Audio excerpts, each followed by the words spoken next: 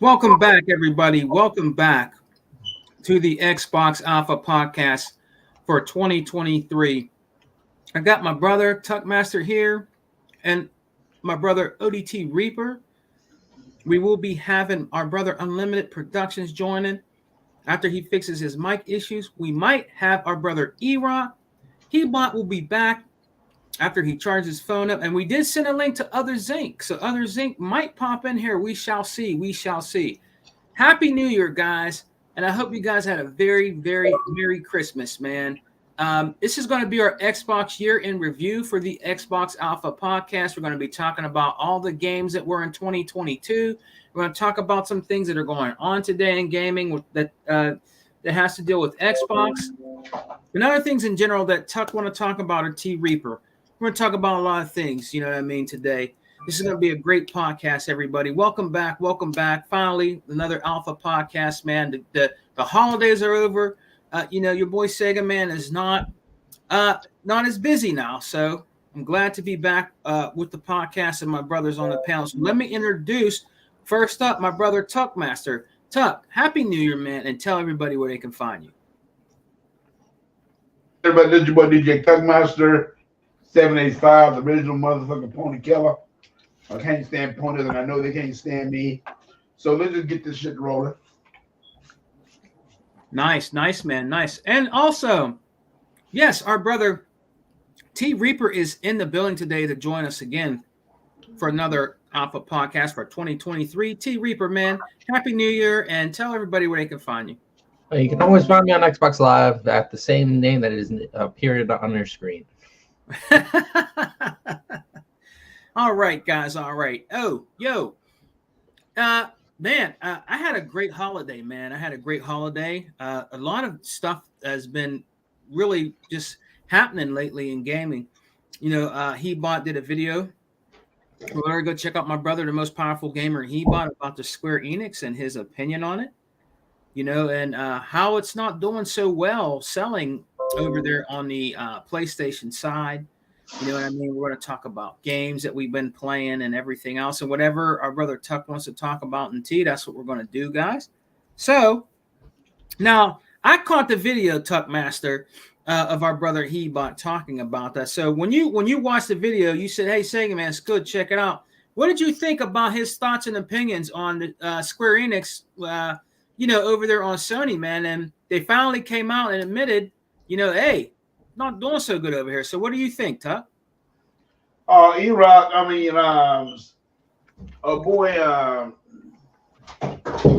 E-Pop was dead right about everything. He always has said that if you turn around and limit your games to one platform, yeah, which we all know that shouldn't be happening, but that's how Sony does with Final Fantasy and all them games.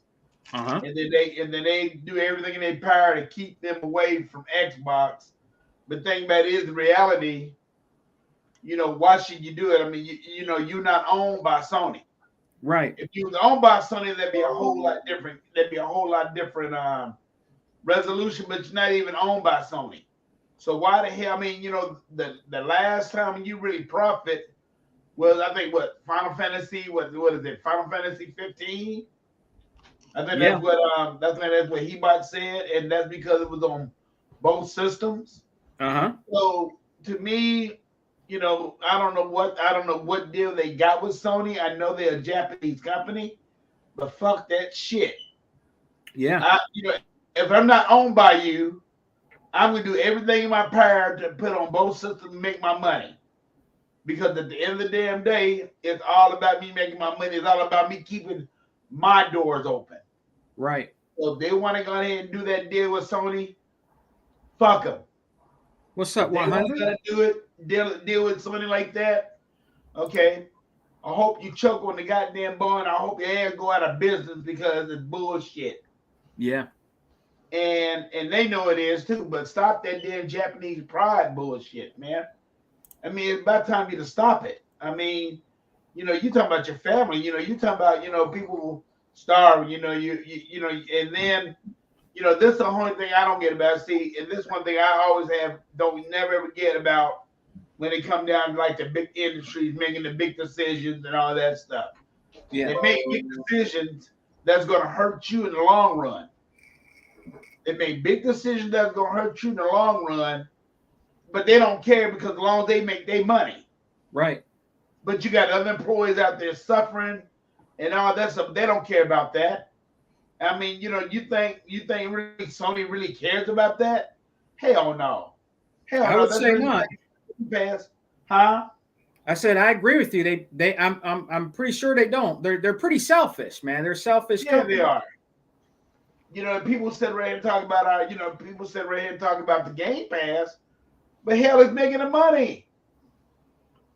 Other words, it's making the money no matter what. So, other words, when it comes to Game Pass, hey, dude, Team Reaper, all of us is like you always have said, Sig, man, we eating good around here. That's right. And my slogan, brother. And as far as when it come down to Square Enix, hey, the way I see it, if Square Enix want to go on ahead and go through all that and all that stuff, don't sit there and cry wolf now. Something that you should have done a long damn time ago. Yeah. You should have went ahead and said, no, Sony, you know what? We're not going to sign that long contract. We're not going to sign that deal with you. We put it on both systems and that's that.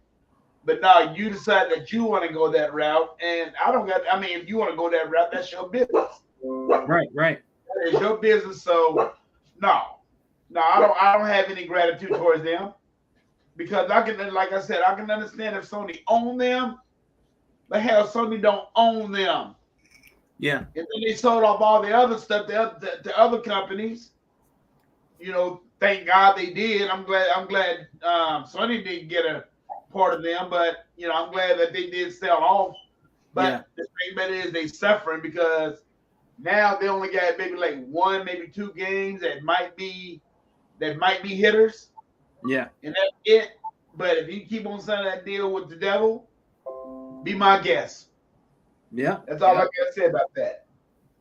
And that's another thing that he was capitalizing on in his video, which was so eloquently done, is that wanting to keep games, like the Square Enix trying to keep exclusivity with them, it actually they would make more money and their games would sell better, honestly, if it was on all systems like the Xbox too. So they would make money off of it too, also. And just having it on there is just not going to cut it. You know what I mean? It's just not. It's not going to cut it, man. And he's right about that. You know what I mean? And then now they're finally admitting it, like he said, and he did say that a long time ago. I mean, you can't do that, man. You need to put like those third-party games and all that stuff, all these other companies, you need to put them on all systems, not just try to stay dedicated to one. Now, if it was your exclusives for that console, that's fine. Okay, they don't want Mario over here. Mario should stay on Nintendo. I don't want God of War over here, to be honest with you. It's a Sony game. It should stay on there. I don't want Gears of War on Sony's PlayStation because it's Xbox, and so is Halo. So, I mean, right. I understand that, but these other companies like Square Enix and different companies, they got people that like RPGs and all that stuff, turn-based games, whatever. They should be on all systems. And now they finally are realizing it. You know what I mean? Because they're not making any money with it just staying over there. You know what I'm saying? That's right. So, what about you, T, man? What do you think about that? Square Enix is finally admitting, man, hey, we ain't making no money over here, man. You're not making no money, then you should probably switch to the place that you're gonna make money. Right, man. Right. So it's plain and simple. Hey, but team, you know what? This is what makes it so hard for us to realize what the hell is really going on. Okay, I'm gonna give you a good example. High Life. High Life came to Xbox Game Pass. If it would not have came to Xbox Game Pass, that game would not have gotten any love from anybody. Right. So the Game Pass does its job. So, even the developer even said it. He even said it himself.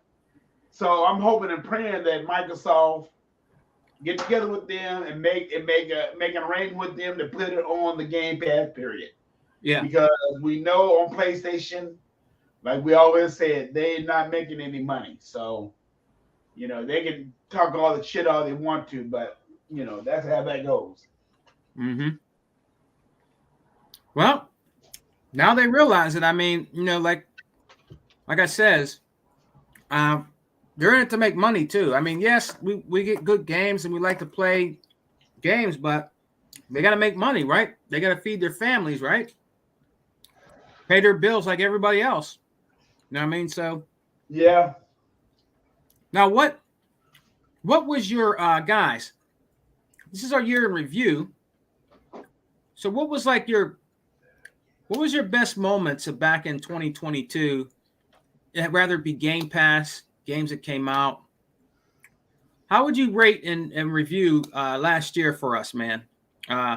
With the games, Game Pass, and Xbox. Let's start with you, Tuck. What do you think about last year, 2022, for Xbox, Game Pass, or whatever games that came out? So, what would be your in a short talk? What would be your review about last year for Xbox, man? Well, as far as I'm concerned, I think Xbox did a good job. I mean, everyone will talk about, the exclusives, the big exclusives didn't really come out. But like I always said, and we always have said in this room, yeah, if the game is not ready, don't come out with it. Because if you do come out with it, what is everybody going to do? They're going to bitch about it because the game came out too early. Right. So you make sure the game is done, and that's it. So, it's just the bottom line, and that's it. I mean, that's all I got to say about that. I mean, I think Xbox did a hell of a year with the Game Pass this year. It wasn't never a boring moment with the games that we got. I guarantee you that. Yeah. Hey, team, you okay, man? Mm-hmm. Okay. T, you all right? Yeah. All right. You sure, man? Mm-hmm.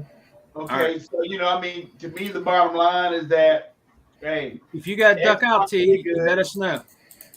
The bottom line, Xbox did good this season, as far as I'm concerned. I'm not studying anybody else. The PlayStation people, they want our games now, which they always will, and that's it. But other than that, to me, I think Xbox did good. So I don't have to complain about it. That's good, man. Good, man. Now T Reaper, he had Call of Duty, games like that. Hey, Unlimited, can you hear us, brother? Yeah, I can hear you. You good? All right, brother. Cool. Glad to have you, man. Thanks for coming, man. Happy New Year, brother, and hope you had a great Christmas, man. We're just doing our year in review, brother, and talking about some stuff that has been going on lately. Hey, in gaming, man. Hey, second man, ask 100. Do you want me to send him an invite? Oh, okay. 100. If you want to come in and join us, man, Tuckmaster will send you a link. Just let us know in the comment sections, brother. If you want to come in and chop up some game with us, bro, just let us know, man. But T, man, hey, you had you've been tearing it up, man, in the Call of Duty, everything like that, and the Halo, man. So what do you think about last year, man, for us for gaming, bro? Yeah, I'm level 147 on Call of Duty now. It's actually kind of nice. Wow. You on what? I'm level 147. He said, go ahead and send it, Tuck. Damn.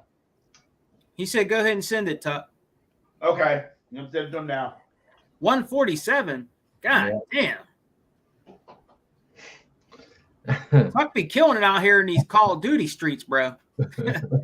Just remember, if I get the game Unlimited or Tuck, I'm gonna have T Reaper on my squad, bro. I know I'll get my ass beat. I'm looking forward to Redfall, though. Yeah, a lot of people are. A lot of people are looking forward to Redfall. Yeah, I'm looking forward to Redfall, Hogwarts Legacy, Dead Island 2, the new Assassin's Creed, Diablo 4. Yeah. I think our brother Unlimited is looking forward to the new Assassin's Creed also. Yeah, man. I can't wait for it. Yeah, and Redfall, a lot of people have been talking about that lately. They're waiting for Redfall. You know what I mean? Dustin wanted to compare it to Destiny meets Borderlands. Really? Yeah. Or Far Cry meets Destiny. Hey, tell him I send it through his phone. All right, hey, you'll get it through your phone, Hunter. But hey, we got our brother Unlimited here. Unlimited, man. What about you, brother? What do you think? First of all, because you just came in, what do you think about? He did a great video about Square Enix not really making any money over there, man. It was a good video that he did about it, and he says Square Enix is finally waking up to that happening over there on Sony, man. What's your opinion about that, Unlimited? I'm not surprised. Around Christmas time, a couple weeks ago, me and Hebot did a stream talking about why it's not why it's not Xbox fault for Square Enix failures, and here we go once again. They try to chase that Sony money and it ain't working for them. Yeah, man. And Hebot said that a long time ago. That's the thing, man. You're not going to make them if you're going to just try to keep stuff over there, like especially these third-party developers and shit like that. Unlimited. You're not going to make any money, man. I mean, you're not going to see your return. I mean, if you put it on Game Pass or whatever, or PC, whatever, you know what I mean? You're going to make more money back, right? I mean, that would be the right thing to do, I would think, wouldn't you? What was that? Don't you think, like, instead of just trying to stay over just with Sony, you know what I mean? Making games for them and stuff like that, you know what I mean? Those games should also come to like Xbox, you know what I mean? Or go on a Game Pass, where they can make more money. Yeah. Well, Sony be paying for games to be off Game Pass.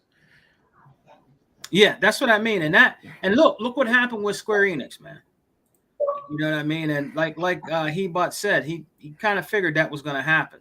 You know what I mean? So hey, I'm glad they're starting to realize it. Like, hey, we're not really making nothing over here. We need to change things. They do. They really need to, man. You know what I mean? Even paying them to keep it off of there. That's ridiculous, man. That's ridiculous. And there's people over that like those games that would love to play or buy those games. Hey, say, man. Yeah. Now, if I'm not mistaken, are they the one that made the Guardians of the Galaxy game? I think they did make that.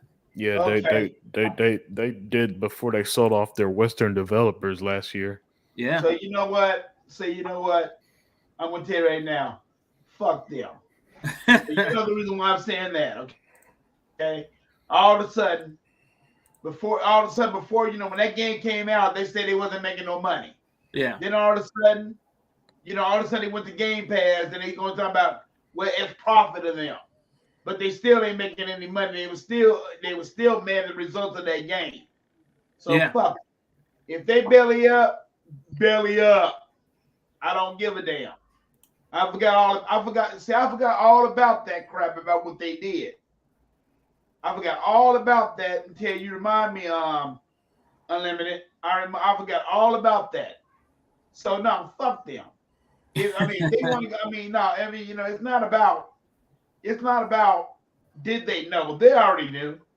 They already knew already. But like I'm saying, when they don't own you, I am not doing no damn exclusive for Sony at all. I don't give a care how much money they give me.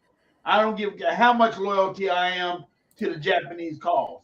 When I need to turn around and pay the bills, need to pay my damn employees so they can live a pretty good life, which I'm not really sure about what they live in. I don't know about their money situation over there. But no, as far as I'm concerned, fuck them. If they belly up, let them belly up. And I ain't talking about the regular employees. I'm talking about them rich wigs over there that is making the decision for that bullshit. That's man, dude. I forgot all about that. Yeah, I hear you, man. Hey, man, we got our brother 100 in the house. G, we got our brother 100 in the house, man. He's come and join us. What's up, 100, man? Start yourself out, G. Man, what's up with y'all, man? I'm manic depressant. You got Tuck Mass over here acting like a manic depressant and shit. Hey man, y'all need to go check out my brother 100. I got to give. Hey guys, before we go, I got to give 100 prop. Man, him and Dog, man, that show is. That's some real shit, bro. I mean, I like that shit. That's off the record. It's real. There's no script, no nothing. They had me cracking up, bro. That was a great show with him and Dog, man. I like when 100 does the Bone and Dog show, bro. I really do. I miss that, man.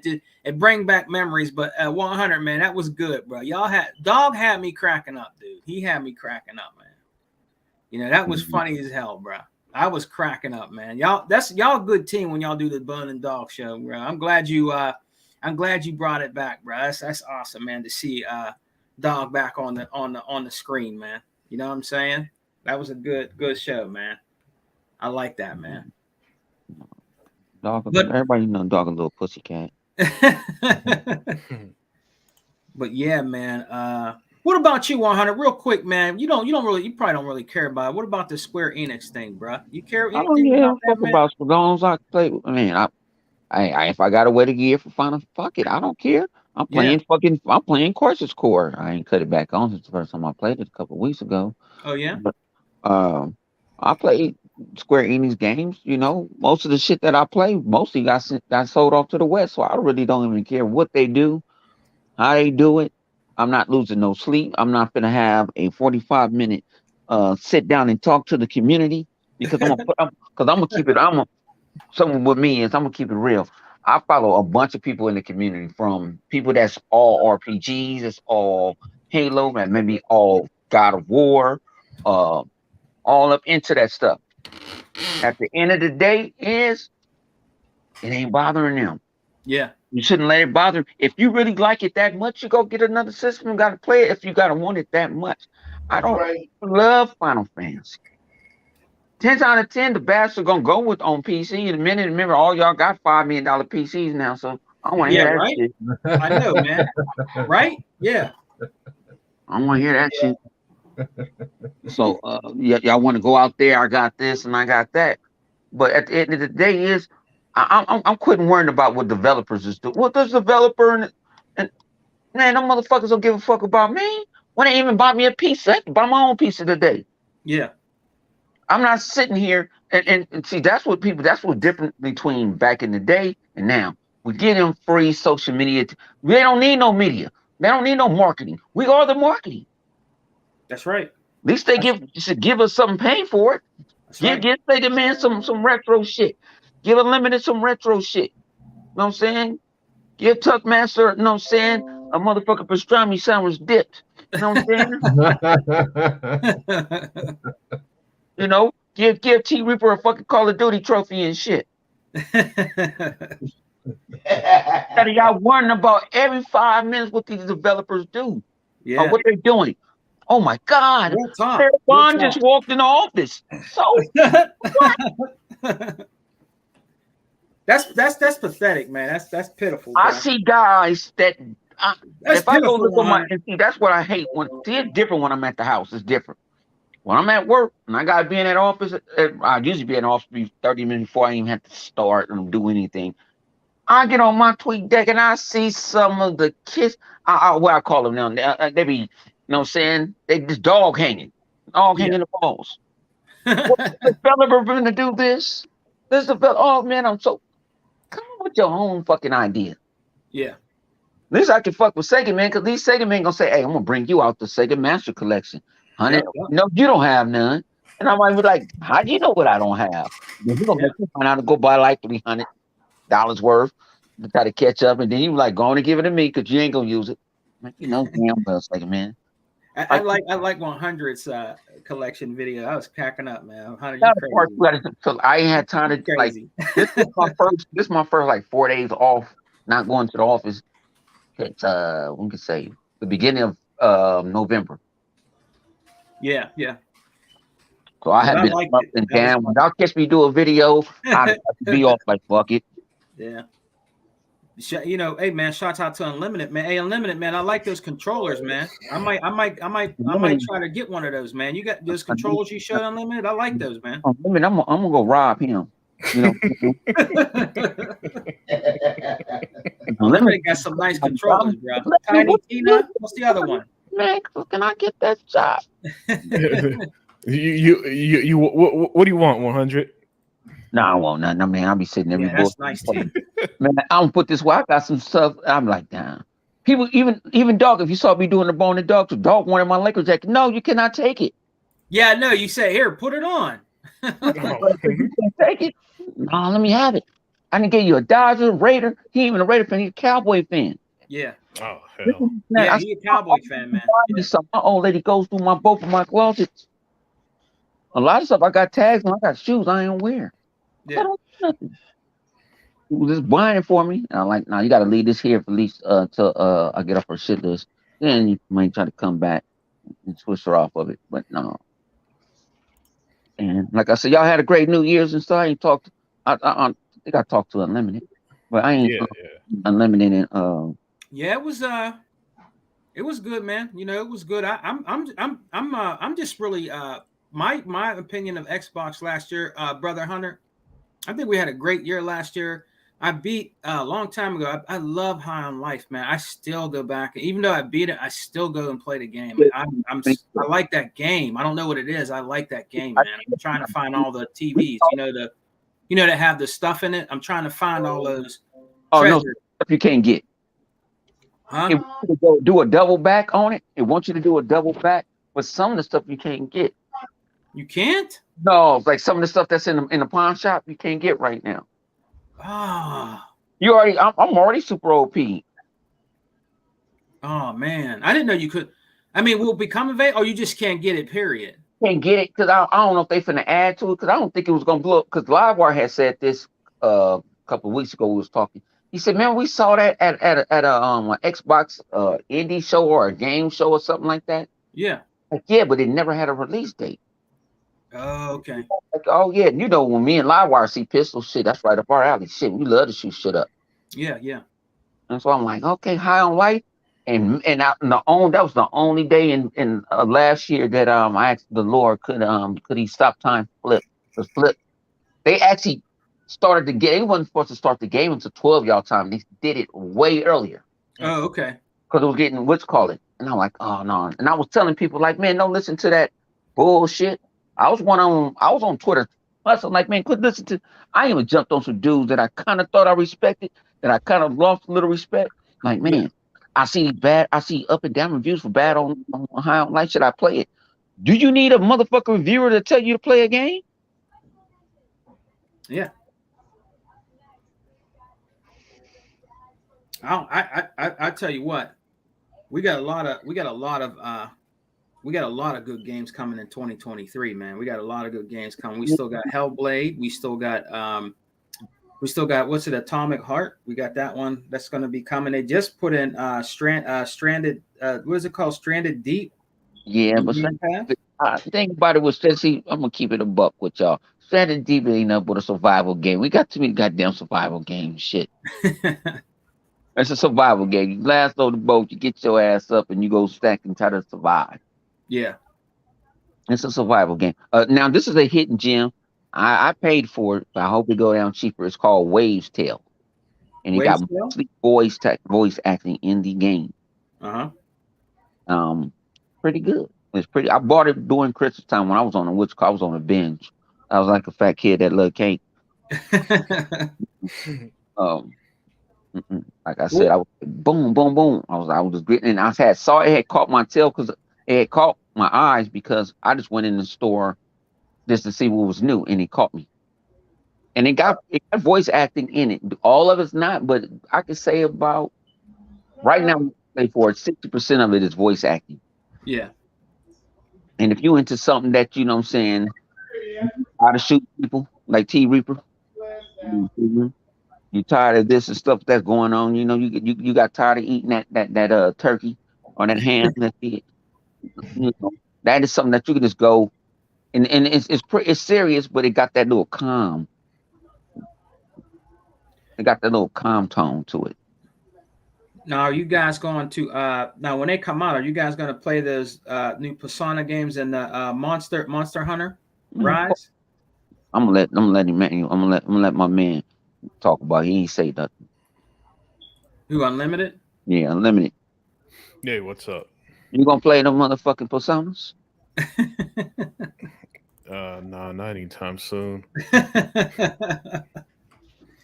Yeah, they're starting to bring a lot of those over, man. And then what about that Monster Hunter? You guys have you guys played any of the Monster Hunters? I haven't. I never played. I know people that have. I just didn't have them things. Yeah, I'm gonna step out real quick, man. I'll be right back about 10. All right, Unlimited, cool. I played the first one. The first Monster Hunter. What took man? Good. What? Oh, you did, Tuck? Yeah, it's pretty good. I mean, I played a little bit of it, but Did you the beat it? graphics is great. The graphics are real good. Oh, did you beat it? No, I never. No, I hate. That's one thing I don't never do. I don't never beat games. Zinc, I sent you a link if you want to come in, Zinc. If you ain't busy, Zinc, if you want to come in, man, I did send you a link. Yeah. Did E-Rock send me something? I don't know what's going on with E-Rock. Hey, well, 100, man, let me get your opinion, brother, because I knew you a long time out here in these gaming streets, G. What do you think about last year for us, brother? You think? I mean, what's your opinion about it, man? When it comes to the review, like, Too many. What would you say? What would be your? Everybody's complaining. Well, where was the first party titles and all this other stuff? Okay, what happened to the I was in legal in this party chat the other earlier. What happened? What happened to Horizon Zero Dawn? Yeah. So far west, people forgot about the chick. Aeon, where you at? I'm saying they don't even know where she at. You know what I'm saying? The Last of Us done. Oh, it's like they getting the God of War was what? They gave it to you. That one and done. Oh my God, they're gonna do spin-offs for it. And that's why I don't not watch other people's channels unless I kind of respect them, because I get angry. Yeah, man. I'm gonna have to start busting their ass again. You know what I'm saying? Mm-hmm. Because I don't want to. They want me to bring back the dark side of me. I don't want the dark side of me. No, they don't want to see none of that, bro. You know what I'm saying? Straight up. But it wasn't nothing wrong. Ain't nothing wrong. Thing about it is they were pissed off, man. I'm gonna talk about it tonight on my show. I just saw people in the community jump ship because Microsoft wasn't at the Game Awards. Yeah, man. I know. I heard about that shit. I said the Game Awards I heard about that shit, man. They don't own that building. What you mean? I said no. That's like the thing. I like to say. It used to be Staples. Now it's crypto. They pay for the name of the building. Do they have special access to the building when they want to? Probably yeah, because they pay the note. They don't own that building. But what Sony really didn't come out with nothing. No, they really honestly didn't. I mean, what God of War? That's about it, right? I mean, talking about coming out with something like, well, this is because I actually, like I say, I've been fighting with my own kind lately. Y'all don't know in the background. See, we don't put our stuff in public. We put it in the background. Yeah. I'm like, well, why they wasn't at CES? I'm like, when the last time Microsoft was at CES was when The Rock introduced the Xbox, the original Xbox. Yeah. Microsoft pulled out, and they ain't never been back since. Yeah. They don't want to talk about that type of shit. I don't know if you was too young. And I get people, I mean, when people start saying that, my inbox started blowing up the other day, and I'm like, I don't get it. I was actually at home. Yeah. And some people respect you kind of don't want to just dog walk them because you respect them as a person. Mm-hmm. That's how I got to balance off the evil on me, because I really want to dog. Like, come on. Everything, if you're so good at marketing, why you don't have a marketing degree? Why you're not working for these big time people? You just want it for your console war. Just because you jump on a Twitter and you see a bunch of whining ass Twitter motherfuckers talk about, they ain't got no life. Like half of them is probably not even over the age of 15. Yeah. Well, I tell you right now, this is one thing I don't get about, now all of a sudden they want to bring back up Fable. I said, like, man, Fable. I said, we're ways off getting that damn game. I said, if that game comes out, fine. When it does. If it doesn't, hey. I mean, but it was a lie, Tuck Master. Yeah, I know it was a lie. But that's what people see. as a really community, we need to start jumping on motherfuckers that's spreading out these lies. Yeah, I agree. Yeah, I agree. I agree too. Yeah. Jump on it. I don't care if they your own. Hey man, don't put that out. You put that you on your own. Shit, that's you on your own plane. I ain't coming to get you. Fuck you. Yeah. You on your own plane. You can't do that. It's not fair. It's not fair. To you sitting there because you want to be. Everybody want to be Twitter, Facebook, Instagram, all the motherfuckers famous. I agree with that. Everybody got to like you. I don't give a fuck if you like me or not. Yeah. That's because they don't got nothing to talk about, right, 100? They don't have nothing to talk about. That's why they bring up, bringing up, Fable and shit and stuff like that. Because they don't have nothing. They don't have nothing to talk about. They can't talk about anything anymore. We're stopping them from talking about shit, bro. Xbox guy brung that up, and the ponies get to it. See, thing about it is people don't understand the ponyism is a virus. Like Agent fucking Smith in the Matrix. Them motherfuckers they're not like the regular people that's in the Matrix and none of that. They fucking them motherfuckers is Agent motherfucking old boy and want to go up and want to take over all of us. That's what they are. Yeah. And it's up to you to realize and figure out the shit in the motherfucking Matrix. A lot of people can't. Just like 100. We're at the who was it at the? I forgot the name of the show, but they jumping up and down because they got a car that can play games in it. What is it, Gran Turismo or something like that? That car, man, that car's scheduled for 2026. I mean, I better be hoping I'm here for the next 2 months. Shit, I don't know. CES.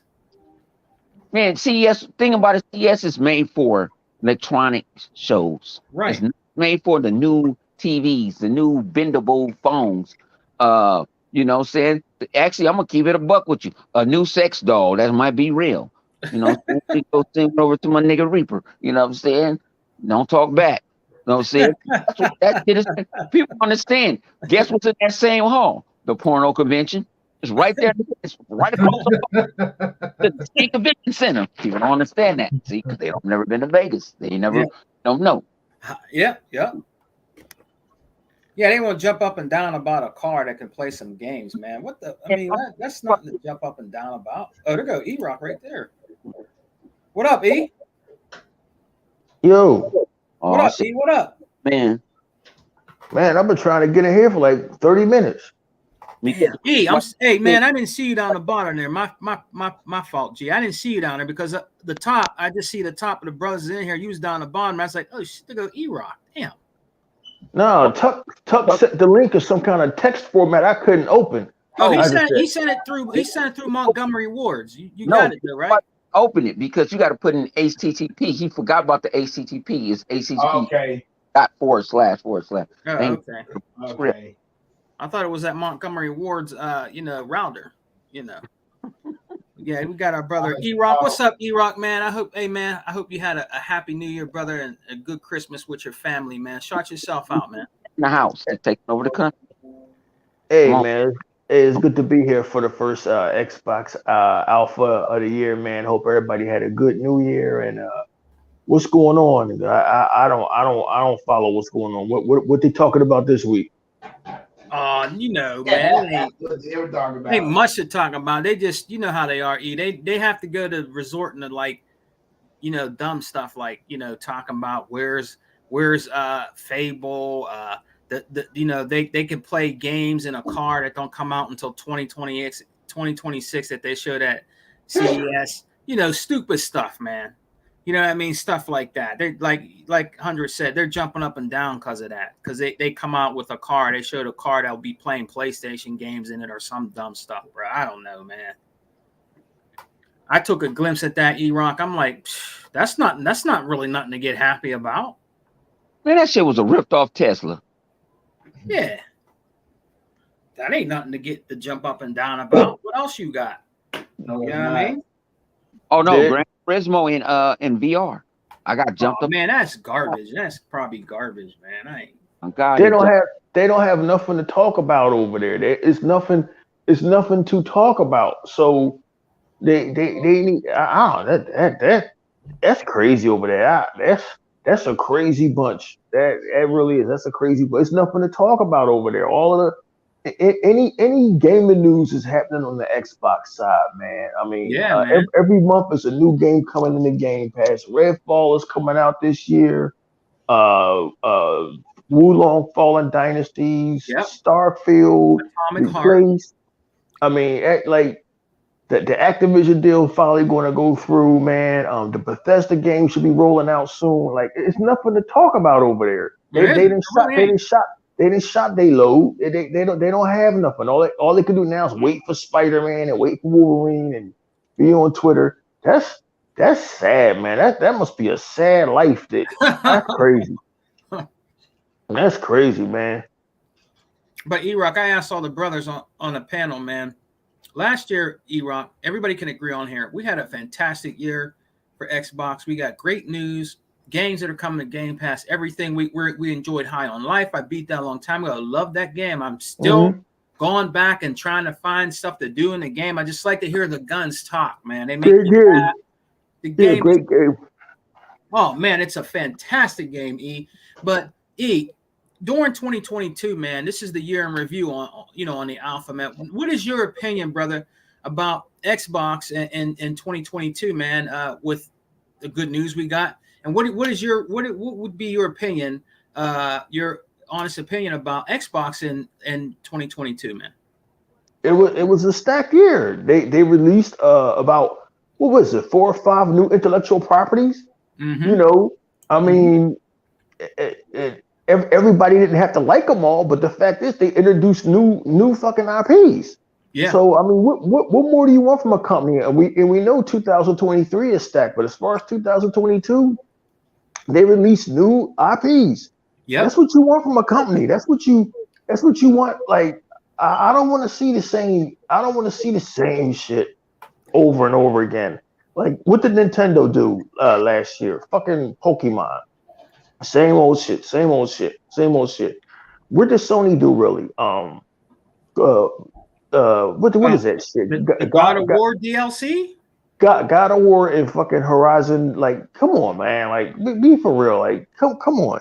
You know, this is why, like, I really don't fuck with the gaming community no more, except for you guys. You know, my close group of friends in the community. Yeah. I really don't fucks with these dudes, these clowns out here. And they all clowns to me, man. Paul Tassi, Dexter Legary, fucking Ryan McCaffrey, Richard Review Tech, and even these guys on YouTube. They're all fucking clowns, because all we heard from y'all for years is, where's the new games coming? Where's the new IPs coming? All Xbox is Halo. All Xbox is Forza. So they gave you some new shit this year, and it's still ain't enough. I seen all the little videos and shit, you know. Xbox's 2022 was underwhelming. Like, man, we had fucking 4 or 5 new intellectual properties. What the fuck did y'all have over there? Really? Real talk. Man, like, hey, E-Rock, this is a strange thing about what you just said. I mean, that's all they talk about is what we got. Halo, Gears of War, and that's all they talk about. But what do they got? All you hear them talk about is what games? Horizon. Same old shit they've been playing for years. Same old shit. Horizon, God of War, Gran Turismo, which they haven't had a real good. I mean, this will be the first time they ever had a real solid Gran Turismo in years. Right. I mean, I guess it's solid. I don't know if it's solid because I ain't playing that bullshit. But I'm just saying that's all you ever hear them talk about, them single player narrative games, and that's it. Oh, we got more games in there. I said, what more games are you talking about? Where? Games that y'all not, you know, you talking about single player games that y'all just only gonna play maybe 1, twice, maybe 3 times. I'm like, damn, if I'm going, I said, if I have to give myself a hard on just to play 3 damn games, you know, just to play a game over and over and over again, you know, that's sad. Hey, so you know, it's like when that new controller come out, when a friend say he gonna buy the new controller for the PS5 controller. He goes, oh, the controller looks sexy. I said, what's so damn sexy about a damn controller, man? I said, you put the damn controller in, you play the damn game, and that's it. There ain't no such thing as a sexy sex controller and all that stuff. Man, I said, man, get out of here. I said, grow your ass up. Get a pair of balls and grow up. Hey, E-Rock, man, and Tuck and 100 and even Unlimited, everybody on here. When just like E-Rock said, we had all these new IP come out and all that. And when you say that to them, what do they say? Well, where's your new exclusives? Where's your exclusives at? What the fuck was High on Life? Right. What the fuck was Scorn? Right. What the fuck was not replaced that Alien Invasion game? Man, see, Blake's Tale Miriam. Well, that wasn't exclusive, but it may as well have been. You might as well say it was, because they didn't play it. No. Unlimited put okay, yeah. Look at that. Look what Unlimited put up, man. 60 games. 60 games on screen that's coming in 2023, but that's not good enough. Right. All right. That's right. I don't know what to do with you at that point. If y'all ain't happy with this, y'all ain't happy with nothing. Yeah. Hey, look, it's not my job to tell them what to like. It's not my job to tell them to play games. I'm just going to enjoy whatever I enjoy. Games like Ravenlock and Redfall and Starfield, I'm going to be eating good. Atomic Heart, that looks fantastic. Damn, I know. Forza Motorsport looks fantastic. Replace looks fantastic. Hey, but if they got no games, be my guest. You know what I'm saying? Xbox, yeah, look at that. Stalker, all those games. Yeah, Xbox, please giving me no games, man, because I can't seem to ever catch up on my fucking backlog because of you. Mm-hmm. Ain't that the truth? Mm-hmm. Yeah. Ain't that the truth, man? But that's what they come out with because they can't rebuttal Xbox. They can't do nothing right now, man. They really can't. There's nothing they can do. Now they're coming out with guess what they're coming out with? They're copying us again, adaptive controller. They're coming out with an adaptive controller. They copied Microsoft Xbox again. You know what I mean? They're not innovators, bro, in gaming. They're not. You know what I mean? They have to copy everything we do. Everything that we do over on Xbox, they got to copy, bro. They're just a copycat company. That's all they are. I'm not really trying to throw shade, but that's what they are. Speak your truth. You ain't throwing shade by telling the truth. How you throwing shade by telling the truth? Man, you're right, man. They're a copycat company, man. That's what they have no innovation over it. They copy everything that we do, but yet, Xbox is and Microsoft is they're mean what they're doing by buying Activision and Blizzard and all this other stuff. And wanting to take them to court and stuff, but yet you're copying everything that they do. But they're such a bad company. You know what I mean? When I seen that, guys, I was laughing. I'm like, man, y'all are something else, bro. Y'all guys are something else. You copying us again. Now you make an adaptive controller and trying to sound sincere now. Oh, we're going to make a controller so everybody can play and people that have disabilities. Oh, y'all 3 years late with that. Y'all 3 years late with that. Jim Ryan lost his Phil Spencer script, man. And so he finally found it. I swear half his interviews sound like shit Phil Spencer was saying in 2016. we want our games to reach as many gamers as possible. Yeah. Where the fuck did I hear that from, Jim? Real talk, Unlimited, real talk. That's exactly what he did, man. That shit was funny. I'm like, really? Man, y'all's terrible, man. Y'all despicable over there, bro, for real. I feel sorry for them real Sony dudes. There is real Sony dudes out there that don't participate in the bull crap, but man, when I seen that, I'm like, come on, man. You guys are copying again, man. You guys are just I didn't know what else to say about that. When I seen that thing, I'm like, what the hell is this? Man, I tell you, bro. I tell you, man. But and I'll agree with our brother E-Rock too. I honestly thought like the gaming awards, there is no way in hell that Plague Tale Requiem didn't get anything, bro. You know what I mean? In my opinion, I agree with him. I know they were saying Elden Ring this and Elden Ring that, but in my opinion, I should have the Plague Tale Requiem should have got something. You know what I mean? It deserved it. It deserved to get something, man. Even though I call it the bias awards, they didn't get nothing. It's like a slap in the face to me, to those developers that made that game, which was a fantastic game, and it didn't get anything. My Lord. Man, when E-Rock made that video, He was talking real talk. I'm like, they didn't get anything, bruh. It's crazy, man. Yeah. Do you see what old boy said in the comment section?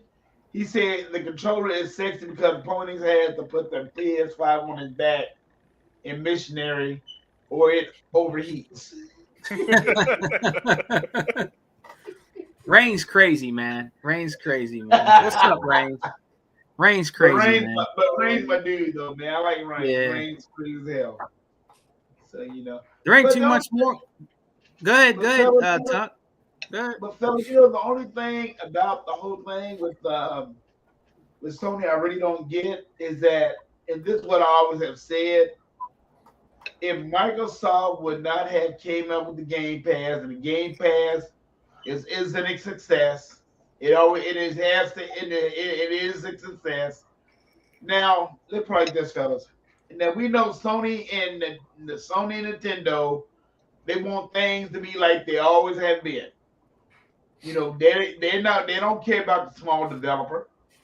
All they care about is they big title games, and that's it. I mean, and the ponies, they don't care about the Game Pass. They don't even care about their own damn Game Pass.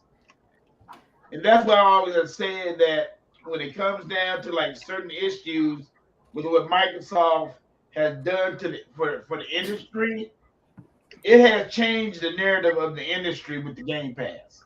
Because everybody's talking about the Game Pass. They loving it.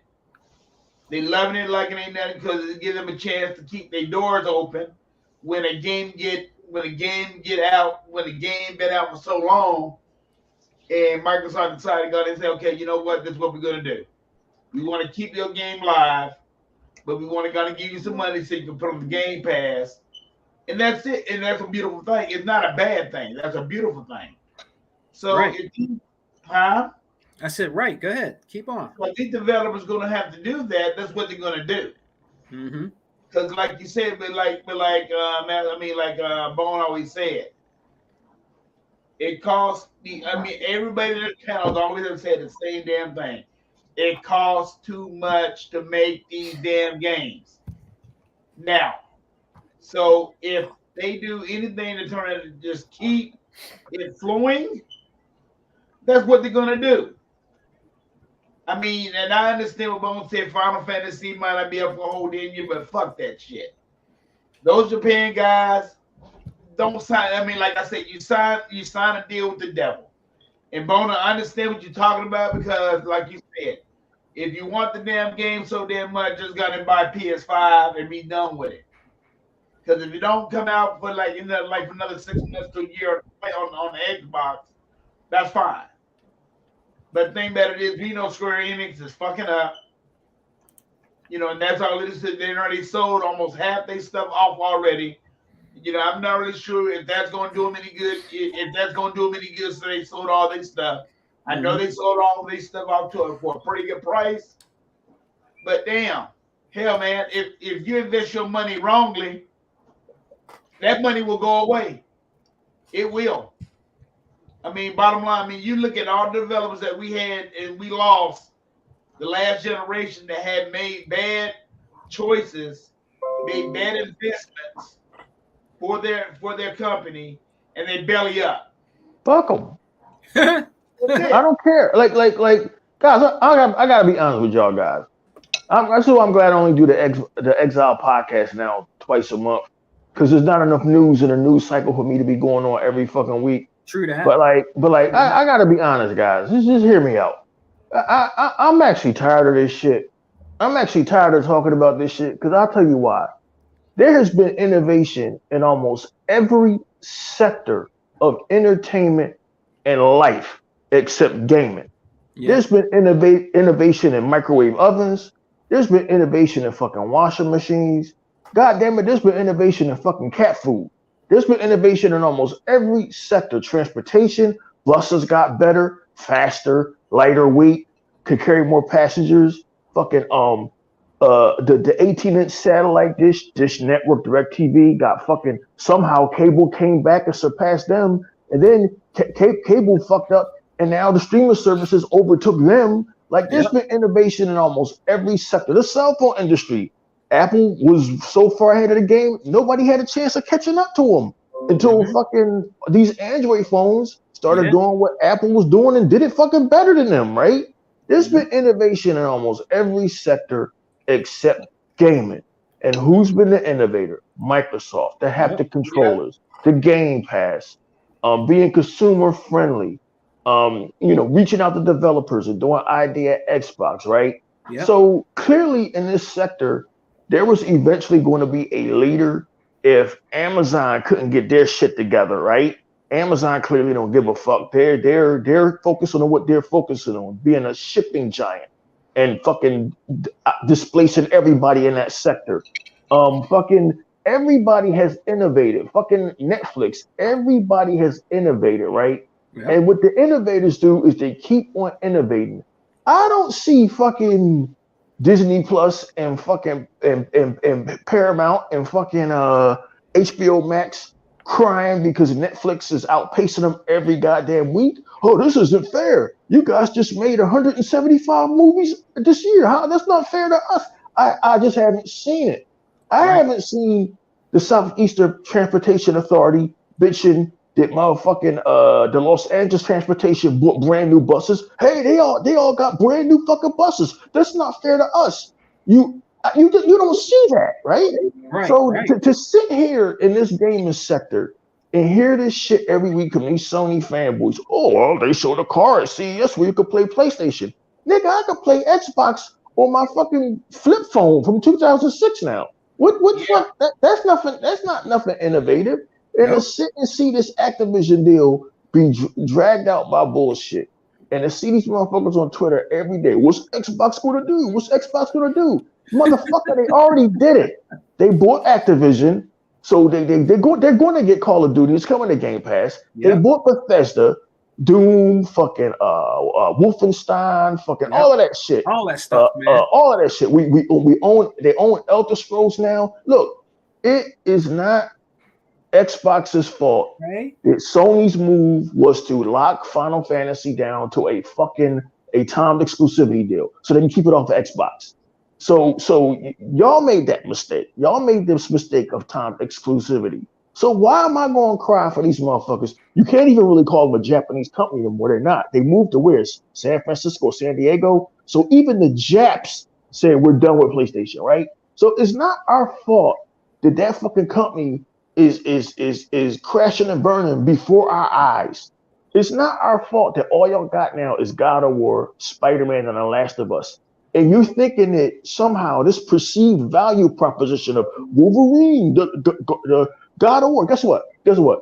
I didn't give a fuck about the last God of War. I didn't give a fuck about this God of War. I got the money to buy a PlayStation 5 right now. I always keep enough money around in case shit happens. And when you're a homeowner, as Sega man knows, shit is always fucking happening, right? Oh yeah. I have no desire to ever buy a PlayStation again for obvious reasons. There is nothing over there that interests me. I don't care. Y'all not doing anything. Y'all not innovative. Well, we got Spider-Man. Motherfucker, me and Sega man been playing Spider-Man since 1982. Think of something new. Think of something new. Yep. Xbox came out with new intellectual properties. Were they all great? No.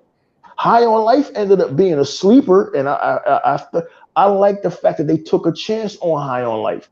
Sony and Nintendo cannot take a chance on a High on Life because they will lose money. Only now do y'all understand why Game Pass is so important. When Squanch Games came out and said, man, look, Game Pass made this fucking game happen.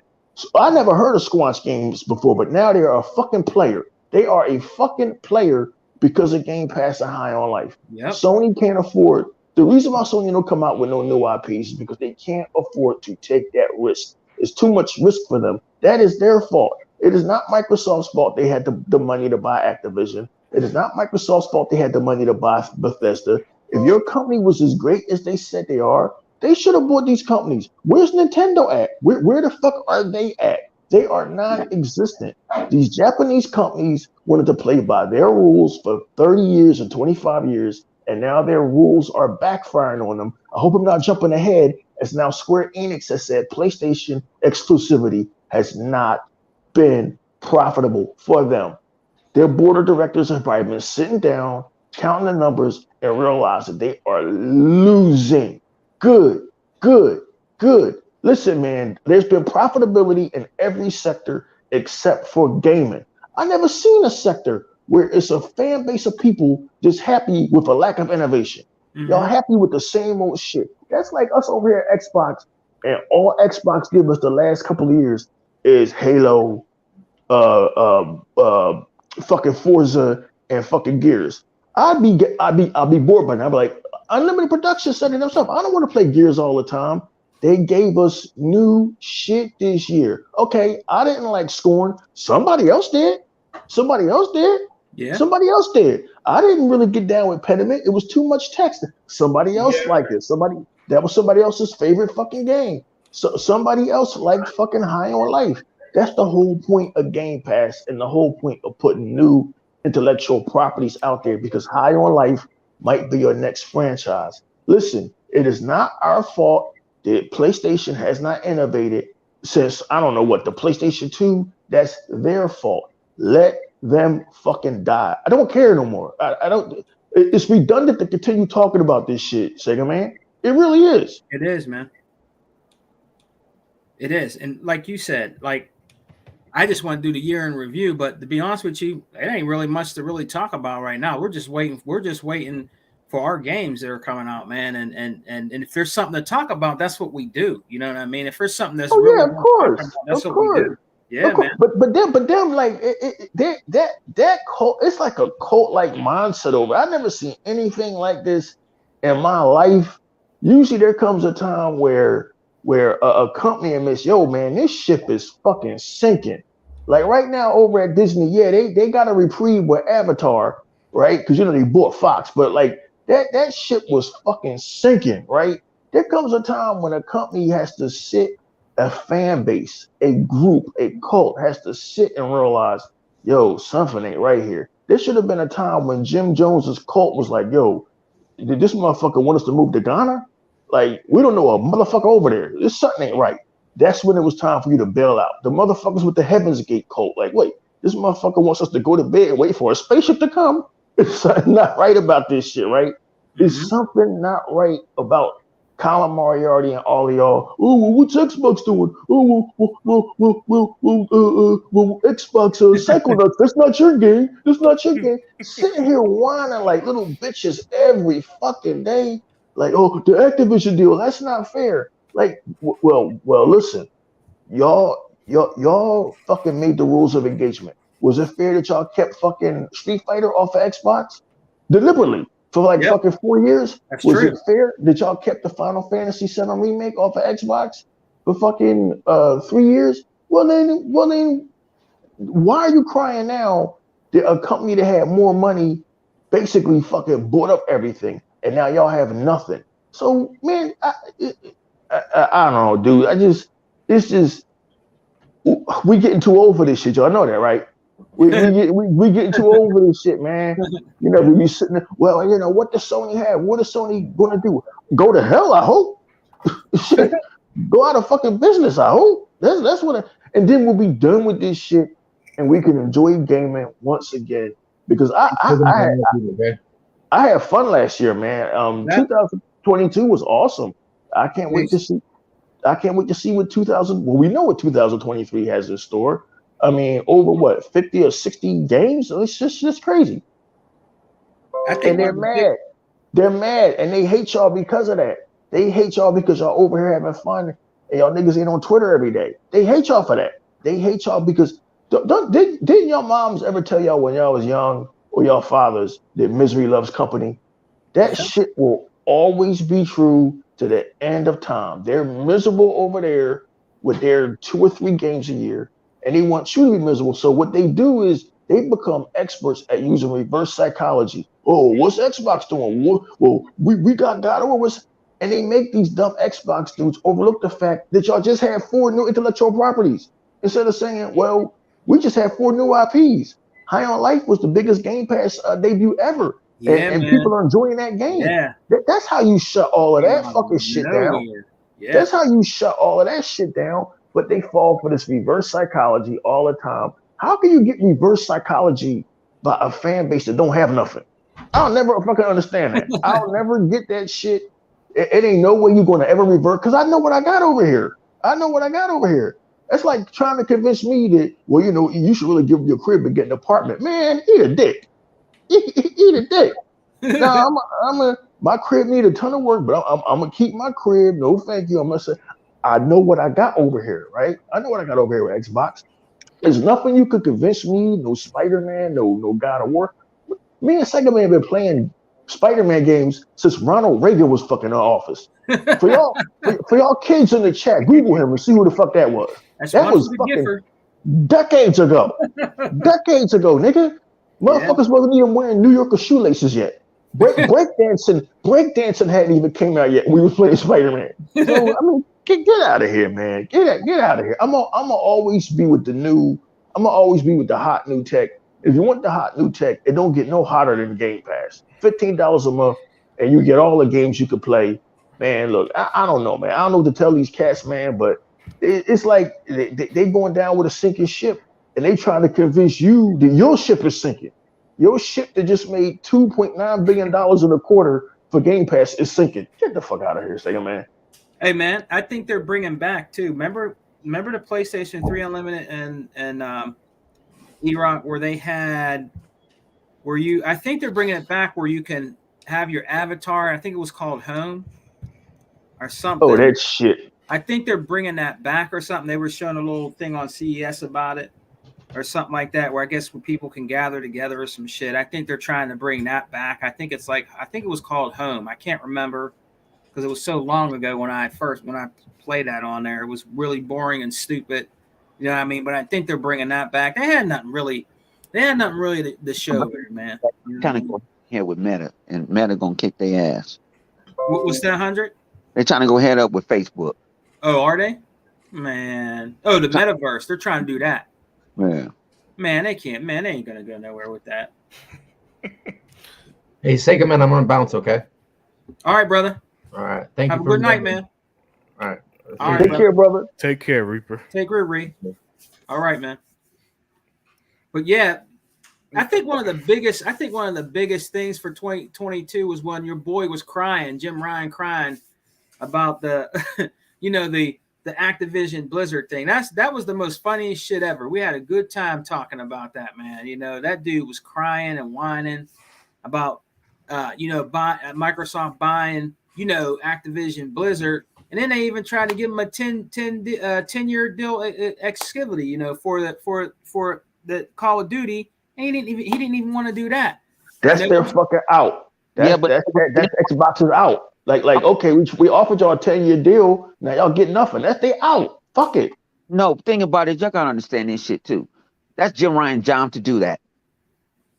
His job is that's still your competitor. Wrong or right, that's just your competitor. That's business. If I don't want E-Rock to take over AEW because you got more capital and you done came back and you done got some backers to buy my shit, no. I'm finna go sit there and say no. You know what I'm saying? Yeah. You're doing your people's wrong and stuff like that. You're going to have to throw something out there. Yeah. Jim Ryan don't care. Only thing Jim Ryan was caring is about that Call of Duty shit. Microsoft did say, you can have that Call of Duty shit. We don't care. You can still monitor. You can still host it. We don't care. Yeah. We do not care. And that's what people don't understand. That's what when Jim Ryan's supposed to, that was Jim Ryan should have been fired if he wouldn't pull that slick shit that he pulled. Because Sean Layton and them wouldn't have pulled that move. Yeah. Sean Layton and them wouldn't have pulled that type of move. That's just a business decision. I know his game was like, oh, that's some bitch ass shit. Is he laughing? Yeah, because he get to hold something up. He already know that's the inevitable. You already know it's the end. It's the beginning of the end. Yeah. It's the beginning. Yeah. But you can keep somebody sit there and then you're throwing bad taste in their mouth because what? When he started doing that shit, Xbox was getting the flow going on. Boom, boom, boom, boom, boom, boom. They were getting nasty tastes in their mouth. Their PlayStation VR $550. This and that. They don't get free upgrades on their games. Mm-hmm. So you gotta understand, he pulled a motherfucking executive move. Now was he think about it? No, I don't think he thought about it. Probably one of the little executives he was probably fucking on or them. They do other people too. You know what I'm saying? Well, 100. Yeah. Would you have done it if it was you that was Jim Ryan? Would you have done it? Did a New York Minute. It's business. Yeah. Ain't none of this shit personal. Mm-hmm. He took it personal. He don't have nothing. He didn't take it personal. That's what he was told to do. That's his job to do that type of stuff. Mm-hmm. What you think McDonald's gonna allow Burger King to merge with motherfucking Five Guys? Because what? No, they're gonna throw a wrench into it. Yeah. Yeah. It's just business. I know to us it's like, wow, no, it's just video. No, that is business. That's a multi-world Microsoft a trillion, but that's $1 billion business that they're playing with. They already got people. Jim, what was that? Sean Layton and the last other ones said that PlayStation people don't buy their games, their exclusives.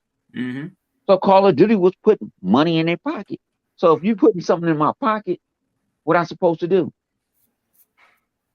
If you were putting some money in my pocket, you know, everybody knew Call of Duty. People don't understand Call of Duty really started off on the PC, then it went on the Xbox, and it blew the fuck up. Microsoft let Call of Duty exclusive go. Like, we're not paying that shit. They want it, and that's what I know. It hurts, but hey, I don't. At the end of the day, is when it get done. When it gets done, I'm not. Like I said, it's not like we cannot play none of these fucking games. It's not like they locked you out. Like I locked you out your house, Sega Man. You got this $1 billion house, you can't go in until we settle this deal. I don't know, man. That's just. I hear what Hunter's saying. That's just a peculiar move. Like I watch these business. I've been watching these businesses and these corporations for years because you know it's what I do. I try to keep abreast of what's going on in the entertainment industry somewhat. And you know what they did reeks of desperation. What they did reeks of bullshit. Like, it's not fair that y'all bought Activision, man. Get the fuck out of here. I didn't see Warner Brothers bitching when Disney bought Fox. They should have. I didn't see Warner Brothers bitching when Disney bought fucking Star Wars. They should have. Maybe somebody could have stopped all of them horrible movies and TV shows. They just said, look. Hey, if you hadn't wanted Star Wars and Lucasfilm, and if you wanted Marvel, you should have just paid the bucks to get this shit. I don't know how much they paid for Marvel back when it was nothing back in 2011, but this is business. I mean, yeah, all of these properties ended up in the hands of the last company in the world you wanted to see get it, because look what happened to those fucking properties. Pixar, but I mean, what a joke Pixar is now, right? Yeah, but like fucking like you know that's just Bush League to me. I didn't see anybody crying when fucking Vince McMahon bought WCW back in 2001. They was just like, fuck it. He bought the shit. If you'd have had the money, you should have bought Activision. If y'all as great as y'all say y'all are, but y'all can't. So just let this shit go. It reeks of desperation. It reeks of, we got to try to stop this merger. So and also you put your company in a weakened position, not from a leadership standpoint, but from a stockholder standpoint. Because now, if I was a stockholder in PlayStation and Sony, I would have a vote of no confidence in the company because I would have never allowed my top executives to show that kind of sign of weakness. The thing to do would have been like, all right, fuck it. They bought Activision. We're going to lose millions of dollars. Y'all going to vote me out any fucking way, right? So why am I going to show the company in a sign of weakness? Y'all going to give me a vote of no confidence any fucking way, win, lose, or draw, because the board of directors of Activision, help me out with this shit, Unlimited. The board of directors at Activision voted like 80 to fucking 20 or some shit 98%, to sell. 98%. Thank you, sir. 98% of them said we want to sell. Usually when that happens, Tuck or Sega Man or 100, the fucking company's being sold. It's just going to take some time. Okay, I got SEC. I don't know how the Federal Trade Commission got even involved in this shit. Usually, this is a Security Exchange Commission shit. They usually investigate this shit. But once the shit's above board, it's over. It's done. You can't stop that shit. E-Rock, I got another example of a big corporation took over another big corporation. Another one tripped over. When AT&T tried to buy T-Mobile, didn't go through. So T-Mobile bought Sprint. When T-Mobile bought Sprint, Guess who jumped in and said, "Oh, this shit ain't fair"? Verizon. Okay. Verizon. It wasn't no Bush League move. That's business because guess what? You finna go sit here. Brent got that. You got this. You're growing. You're getting all this other shit. You get all this package. But you gotta treat them the same way. Verizon did the same shit. And his biggest run. Did they stop that deal? No, it went through. All right. Sprint.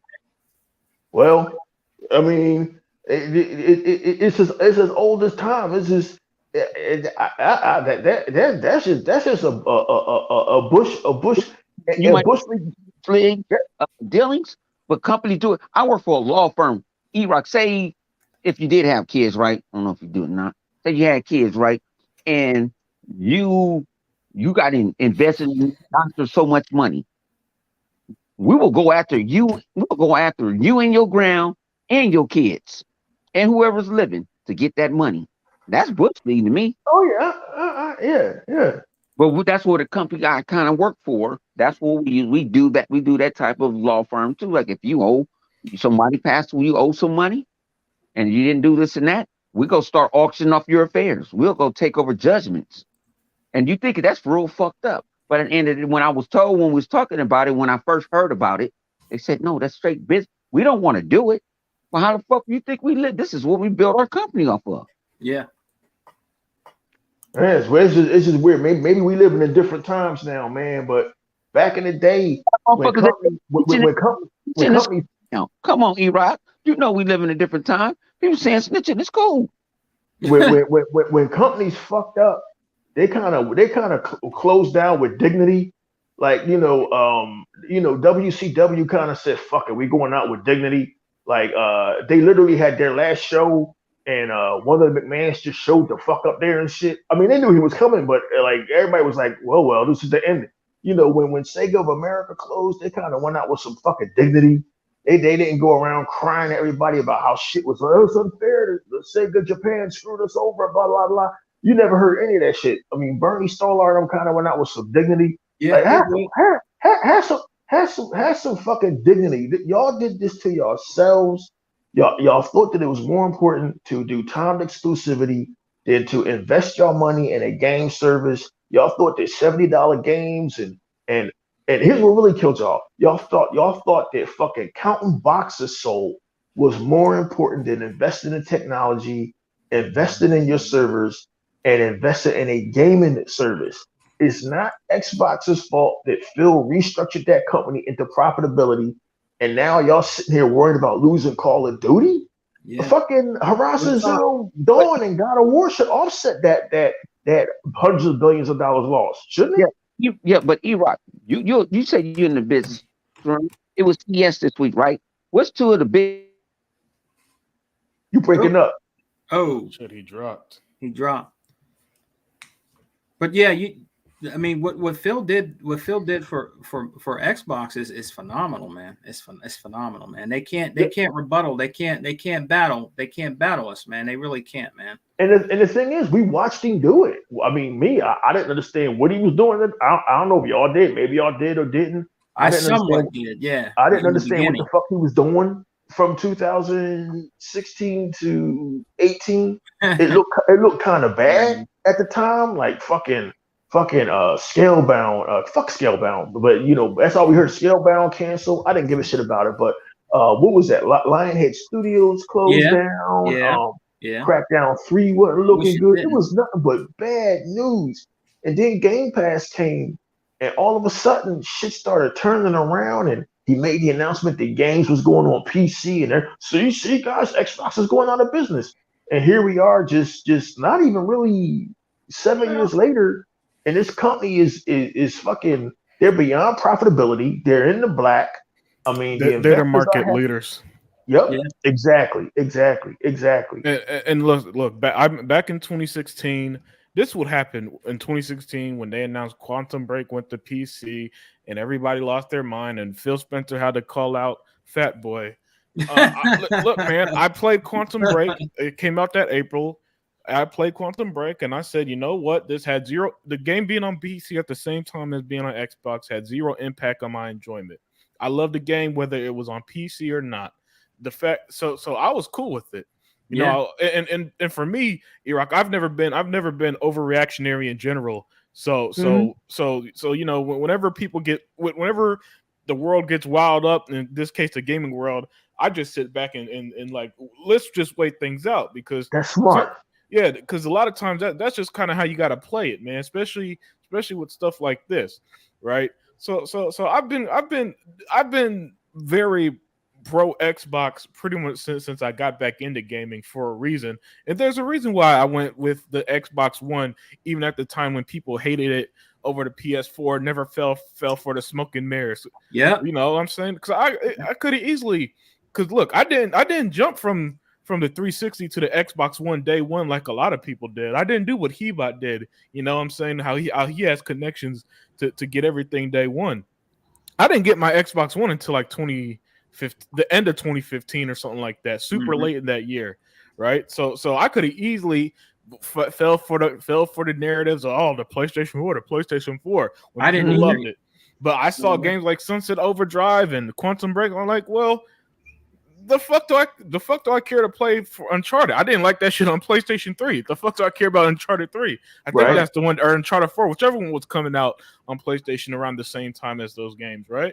And so I got my Xbox, and I've been loving it since, man. I love, you know, I think that, and then not only that, it's obvious that our bets paid off, because since we've been Xbox fans, we now got the Bethesda games exclusive.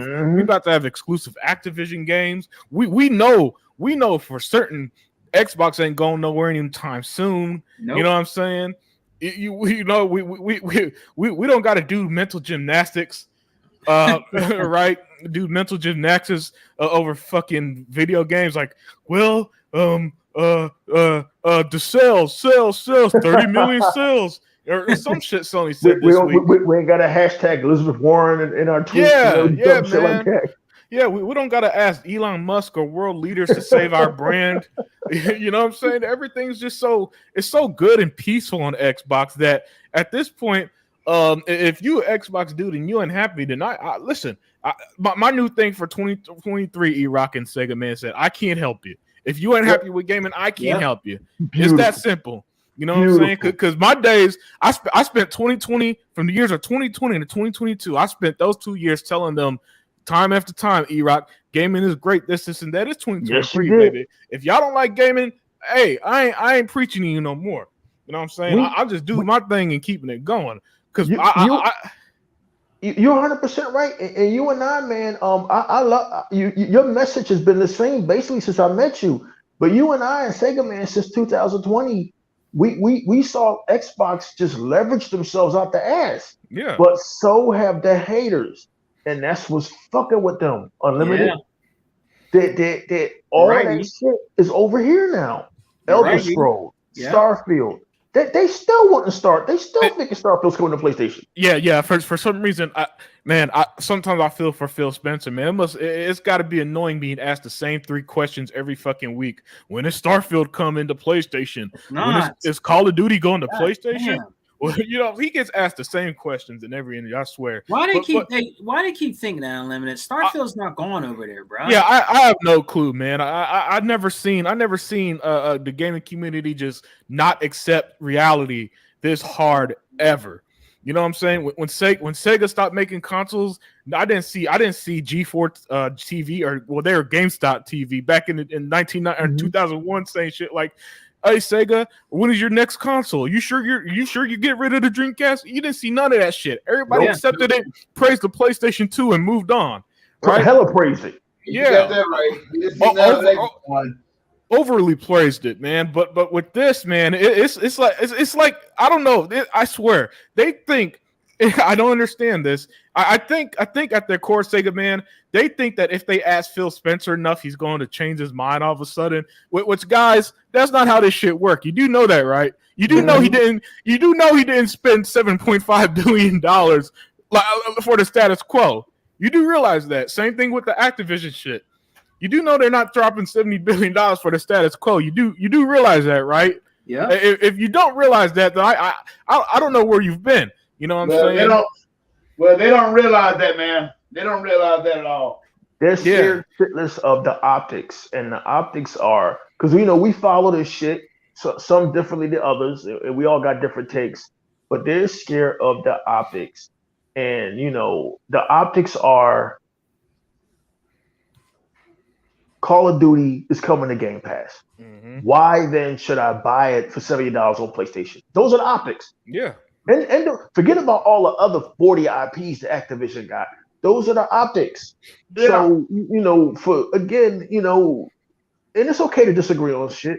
For Jim Ryan to do what he did, to me, it's just Bush League. It's not business, it's Bush League. Well, then fucking, God damn it, fucking polar bears should try to fight seals to stop eating their fish every day. Like you can't stop. This shit's inevitable. It's so fucking laughable that this company that practiced so long and buying fucking studios, keeping games off of other consoles, bullying development houses, bullying publishers, are now being bullied, and they're sitting in the corner crying, and this is not fair.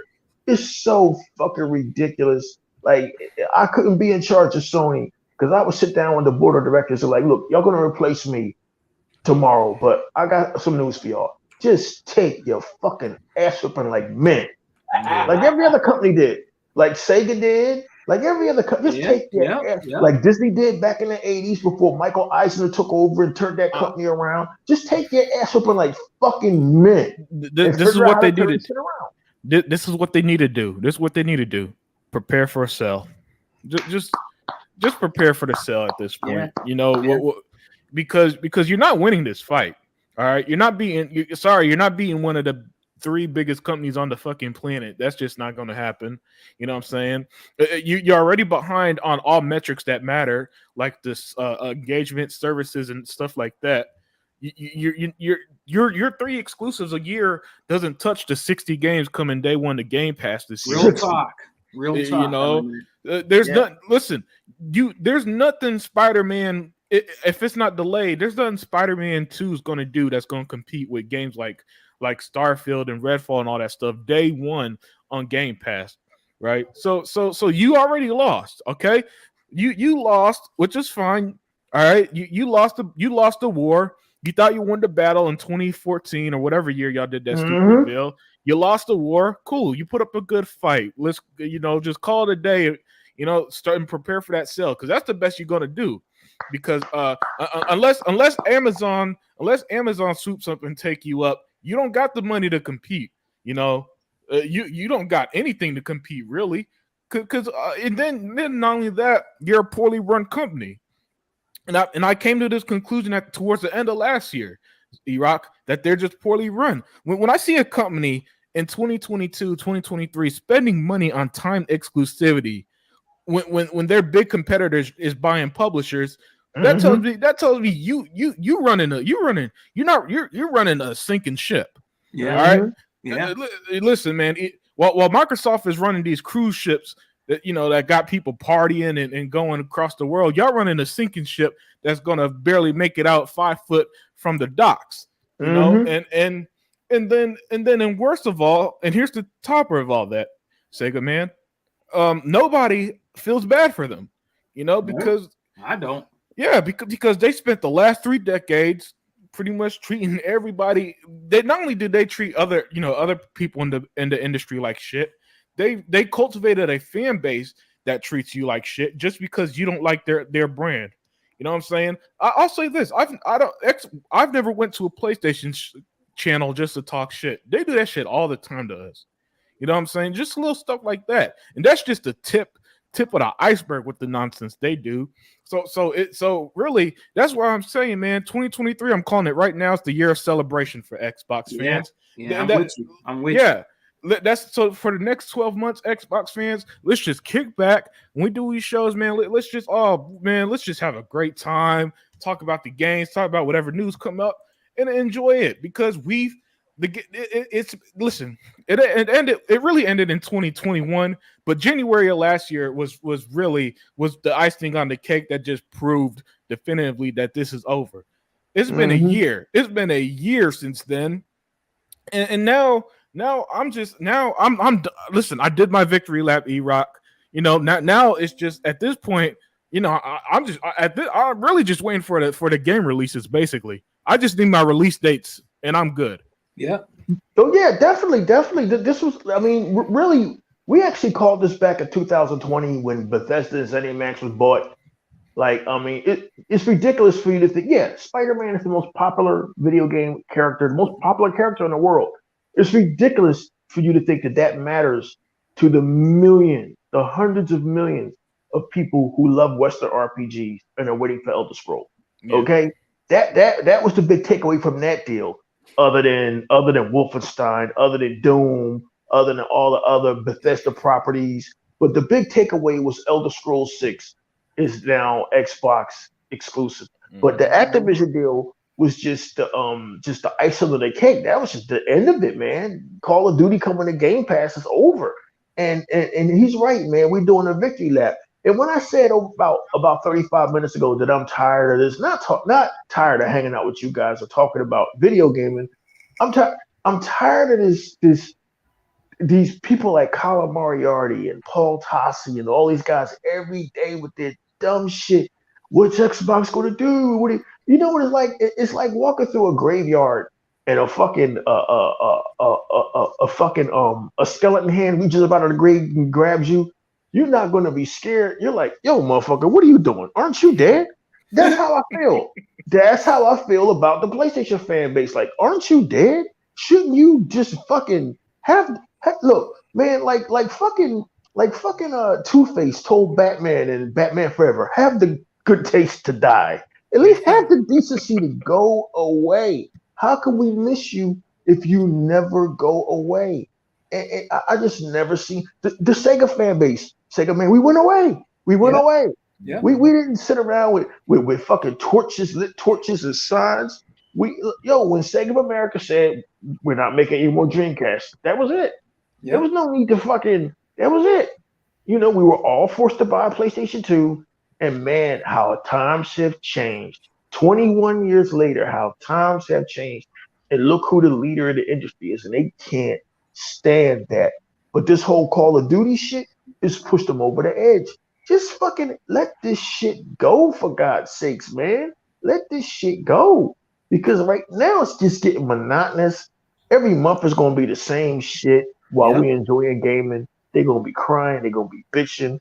I mean, first it was hilarious to me. You know, I always said, man, I would have waited an eternity for this.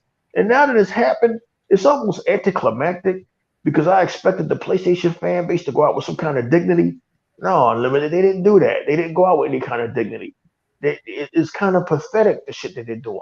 Amazing Lucas, you watch his fucking videos. He gets ready for the fucking the video game awards. Oh man, you Xbox are gonna be hella mad.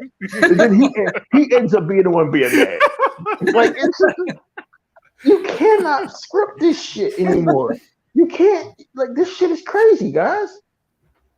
Hey, Unlimited, man, before you go, and for the love of God, some of you Xbox dudes out here, man, stop crying, man. Some of you, man, that's one of the worst things, crying about what Sony. Every time Sony comes up, you got to say something. Some little so-called Xbox dudes always crying and worrying about what Sony is doing and then saying Xbox got to do something. I'm tired of hearing What's that. Xbox got to do? What do they have to do? That's what I'm saying. They're crying and whining all the time. They're supposed to be Xbox dudes. That's some dignity, bro. You know what I'm saying? Yeah, I saw a so-called Xbox dude about an hour ago post some crazy shit like that's where I got the image of the 60 games from, because he was bitching, man, that's Xbox need to do better for 2023. I'm like, you literally post an image of 60 games coming to Game Pass and they need to do better.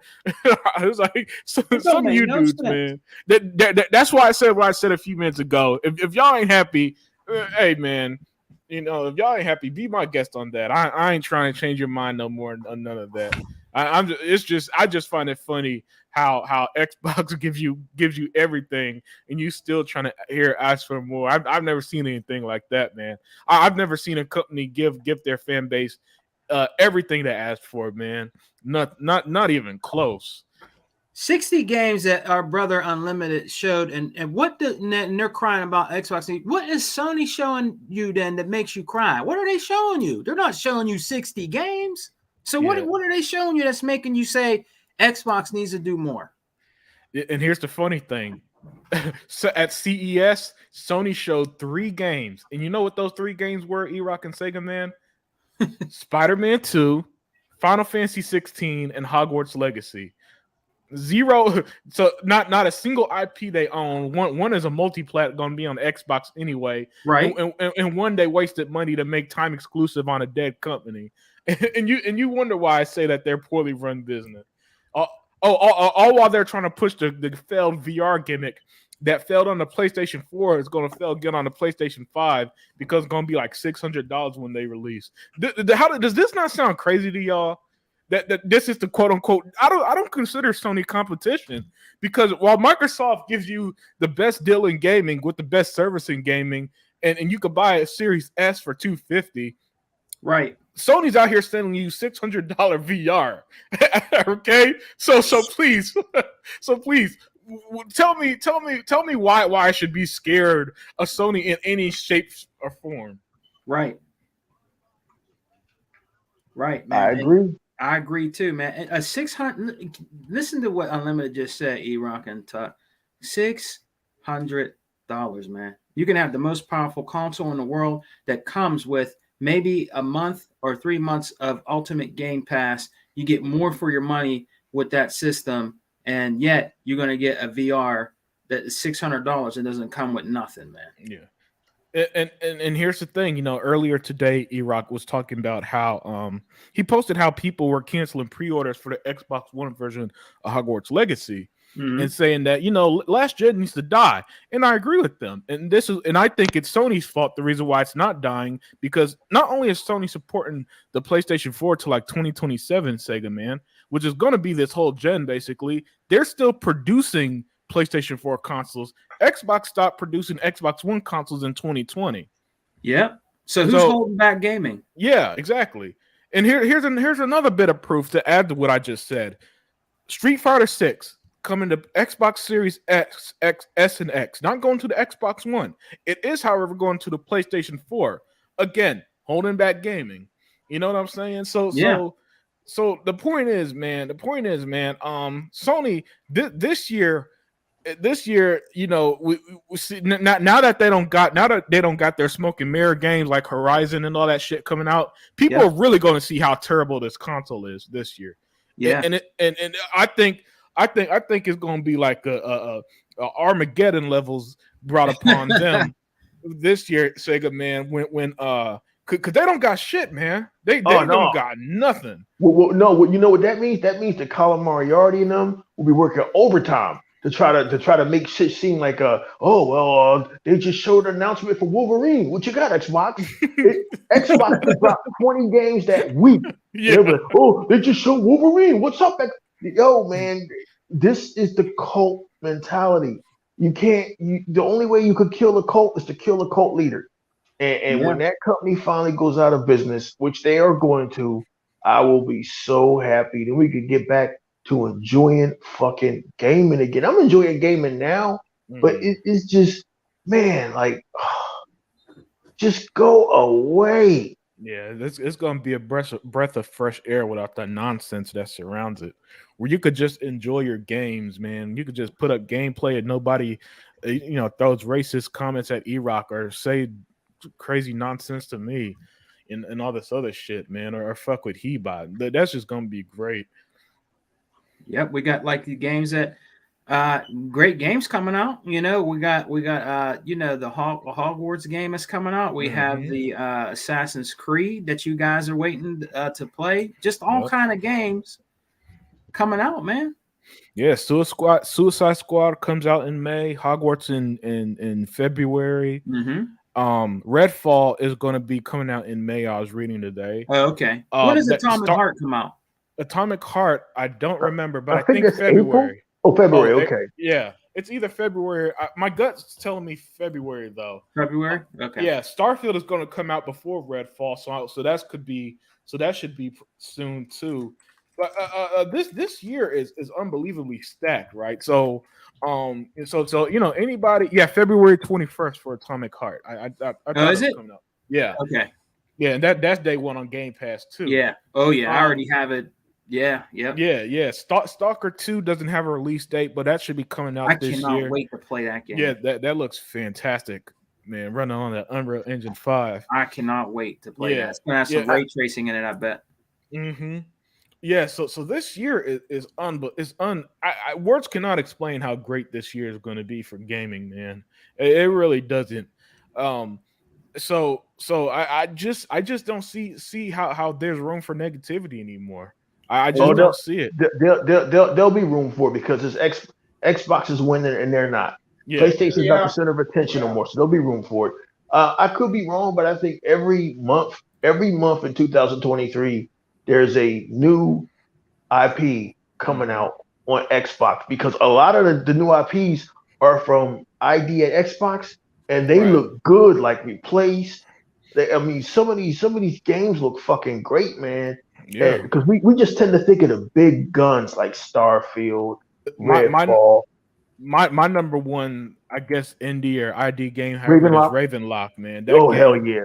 Oh man, people are gonna sleep when that game. I swear, I promise you, man. When that game come out, people are gonna be, their jaws they're gonna be falling over that game. E-Rock, I could see it right now. Do you know that this is how these companies are slipping? That was something that normally would have came out on Nintendo. Nintendo is like they're not even trying anymore. Yeah. You know what? Rain is right too, and I was about to say that, brothers. As soon they're going to do as soon as Starfield comes out, they're going to nitpick it. Watch, you'll see. They're going to try to find something, guys. Watch. Yeah. The guys without Xboxes are going to nitpick Xbox games. Oh, hell yeah! Wait till that comes out. They're begging for it even now as we speak, still, but they're going to nitpick the hell out of it. It's just so good. Always do it. They always do it. They did it with Plague Requiem too.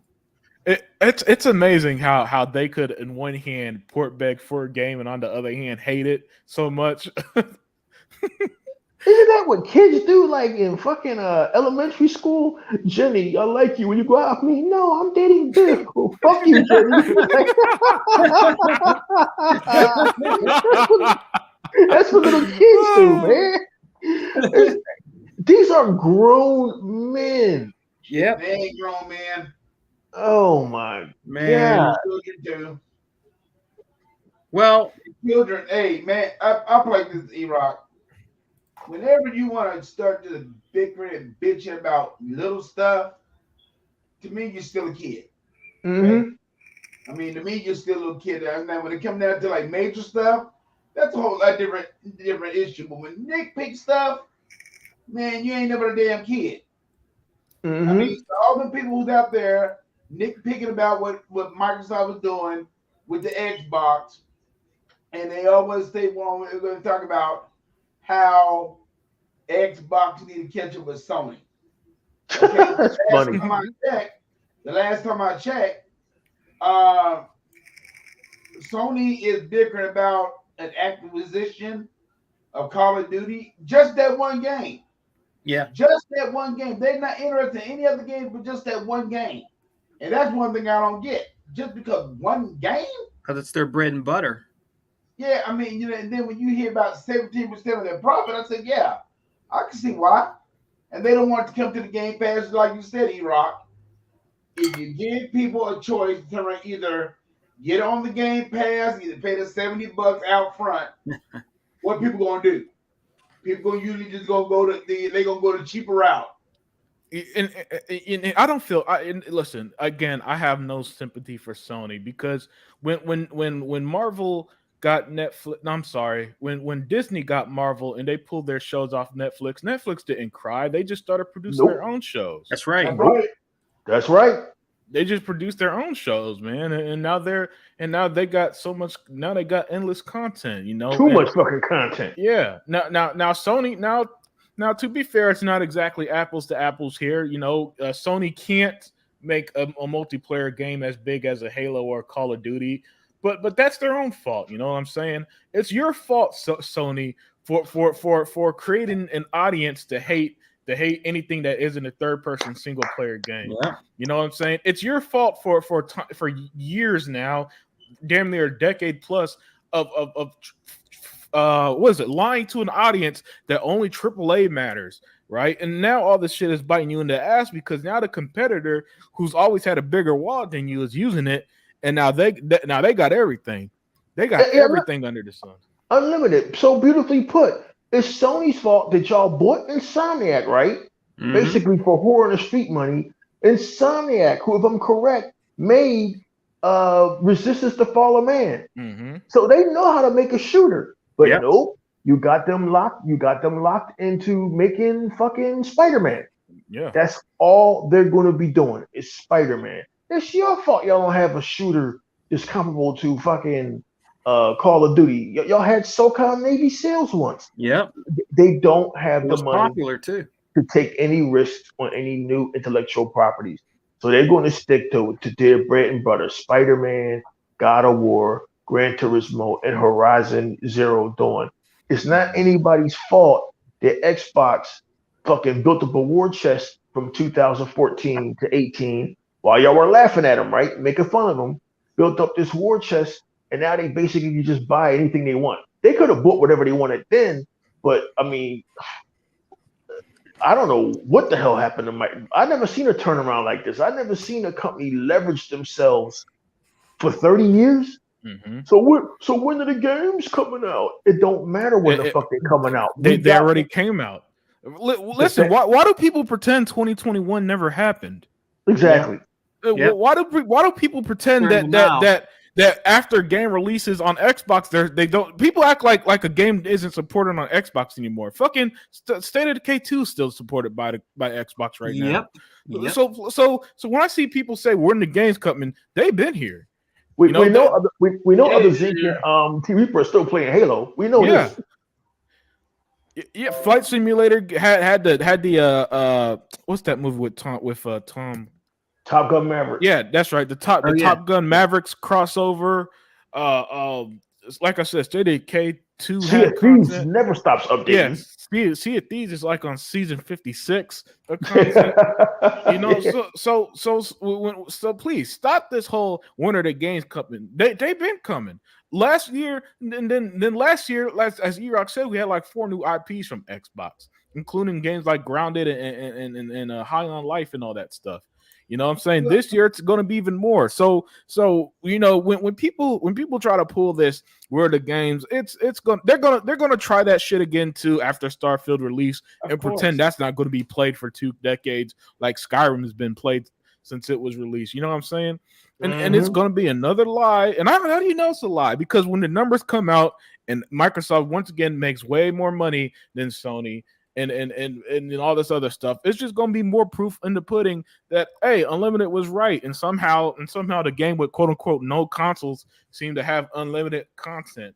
Funny how that works. Hey, you know what, fellas? This what failed to amaze me, okay? And these Sony ponies, these Sony fans are so stupid.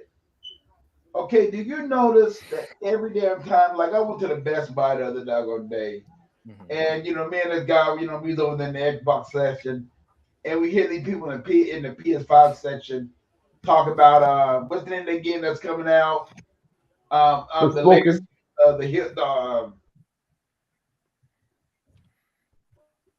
what game? That win next month or this month? What game? The Henry Potter game. Oh, that comes out in February. Man, see, this is one thing it's hard to believe that you see all these damn commercials and all that stuff. You see all, you know what I mean? Whenever Sony do an event and all that stuff, and like I always have said, they don't never ever turn around and put like the Harry Potter game coming to all systems. They never do. Why would they? They always put a scenario on it that it's just gonna come to PlayStation. Why would they? And that's their MO. Because Xbox don't do that. They always tell you on the bottom they come in all systems. And then, I mean, and if it is exclusive, Xbox will let you know that too. So me and this guy, we was at Best Buy and all that stuff. And we was over there hearing these guys. Well, you know, the Harry Potter game is coming to Sony, and it's gonna be exclusive to Sony. So me and the dude, we just sit there and just laugh like these silly motherfuckers, man. These Sony people really do think that game just gonna come to Sony. I mean, and they really do, because Sony got their mind in that concept of their mind to be like that. I'm like, y'all, do y'all ever do y'all homework? It's coming to both systems. So right now, so many people still think it's coming to one system, and that's the problem that I have. They've been doing that for a few years, man. They've been doing that forever. Look, Tuck. This is nothing new with Sony, and listen. You could go back and look at, for example, I remember this vividly for some reason. Back in like 2010 or 2011, when Assassin's Creed 3 came out. So this how far back this shit been going on. PS3 era stuff. If you bought the PS3 copy of the Assassin's Creed 3, you know what it'll say on the box? Only on PlayStation, and then in small text, some exclusive mission or some shit. That's all that's going to happen with the Harry Potter game. They did the same shit with Batman Arkham Asylum. They did the same shit with Assassin's Creed Syndicate. Yeah. Every time Sony does they're doing the same shit with Call of Duty. Every time Sony every time they have a third-party deal, multi-plat deal, they put on the box only on PlayStation in big letters, then in tiny print specified what it is, right? And then half the time the games still sell better on Xbox anyway, which is a waste. Again, terrible company wasting money on shit like that. That's why Xbox stopped doing that bullshit. They're like, why the fuck are we paying for exclusive maps on on Xbox One or whenever they stop the Call of Duty? And let's put our fucking money elsewhere. Call of Duty's gonna sell anyway. Yep. Yeah.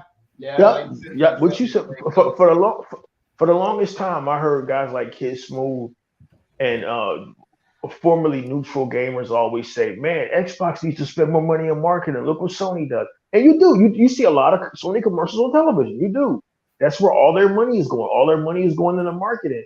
And for a while, a lot of these guys had me kind of believing this shit until I started seeing. Wait a minute. Did fucking A Plague Tale Requiem and High on Life have to have a commercial TV for you to buy it? No, you bought it anyway. You fucking preloaded it months in advance without a commercial. You know what I'm saying? So Game Pass is its own marketing. Like the fucking the game has changed. And most of the times I only hear about Netflix's new movies on YouTube. I've never seen a commercial on national television for Slumberland or any of that shit that's on fucking Netflix. Like, so to be spending money on fucking marketing for commercials and shit and Super Bowl ads is fucking crazy. I think Phil Spencer is smart that he stopped them third-party deals. Again, something he did back in 2018, 17 that I didn't understand. I get it now. Hey, man, Sony, when they keep throwing that money out there, please do. The sooner they go broke, the better it is for us. The faster they'll go out of business, the better it is for us. And here we are, man, 2023. When this Activision deal goes through, man, I'll never buy another Call of Duty again, but I'll play it on Game Pass. And so will everybody else who even casually plays shooters. And that's most of the world. And that's scary to PlayStation. It's scary to their fan base. Their little grip on reality is coming to an end. But it's been coming to an end for a while. Like, we're not haters. We just telling y'all the fucking truth. In fact, we don't even want to tell y'all the truth no more. Like Unlimited Production said, if y'all think gaming is bad, hey man, you do you. Y'all want to go down with the sinking ship. Y'all do y'all. We gonna do us over here. I think it's January already. The first wave of games should start hitting like next week. Like, we eating good over here, like Sega Man always says. Sega Man should have copyrighted that shit. Rain G says you don't need commercials for porn. That's right, Rain G. that shit's on your phone. Bang Bros is on your phone. But hey, man, like Sega Man always said, man, we eating good over here, bro. Yep. Yeah. Hey, man, I gotta ask an off-topic question because this shit been baffling me. What's up? All right, how the fuck is Avatar 2 making so much money, but nobody talks about it? Yeah, man. I'll say this, I'm not the biggest Marvel fan, but when movies like Endgame and Black Panther were popular, I saw memes about it. I saw people talk about it. I saw everything under the book. I don't even know. I've yet to meet a person who said that they went to see this fucking movie, and yet somehow it's made over $1 billion already. I read it was the biggest hit movie of 2022 somehow, and it's just this shit is just. I don't understand. I don't understand how these Avatar movies. This is the second time this Avatar series made crazy money and has no cultural impact, no cultural impact on, no pop culture impact. And I don't understand who the fuck is seeing this shit and not talking about it. No one is the director that making the movie. He's a very, very popular director. So nobody give a shit about James Cameron no more. What are you talking about? Who the fuck give a shit about James Cameron? What are you talking about, nigga? He rock. But he has done some good work in his past. So that's what that's the number one that and I used to have a fucking fucking curly hair on my head once. What the fuck did that mean? But popularity goes a long way in these movies, and you know that. Don't nobody give a fuck about James Cameron. Listen to me. Here's what it is. Avatar was nobody was waiting for it. Nobody asked for it, right? Right. All you have, we're in the age now where shit goes viral, Tuck, right?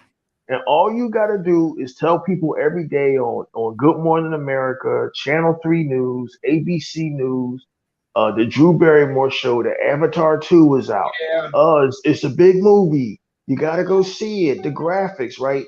And so people, they needed something to go see, right? Unlimited. So they went to go see this shit.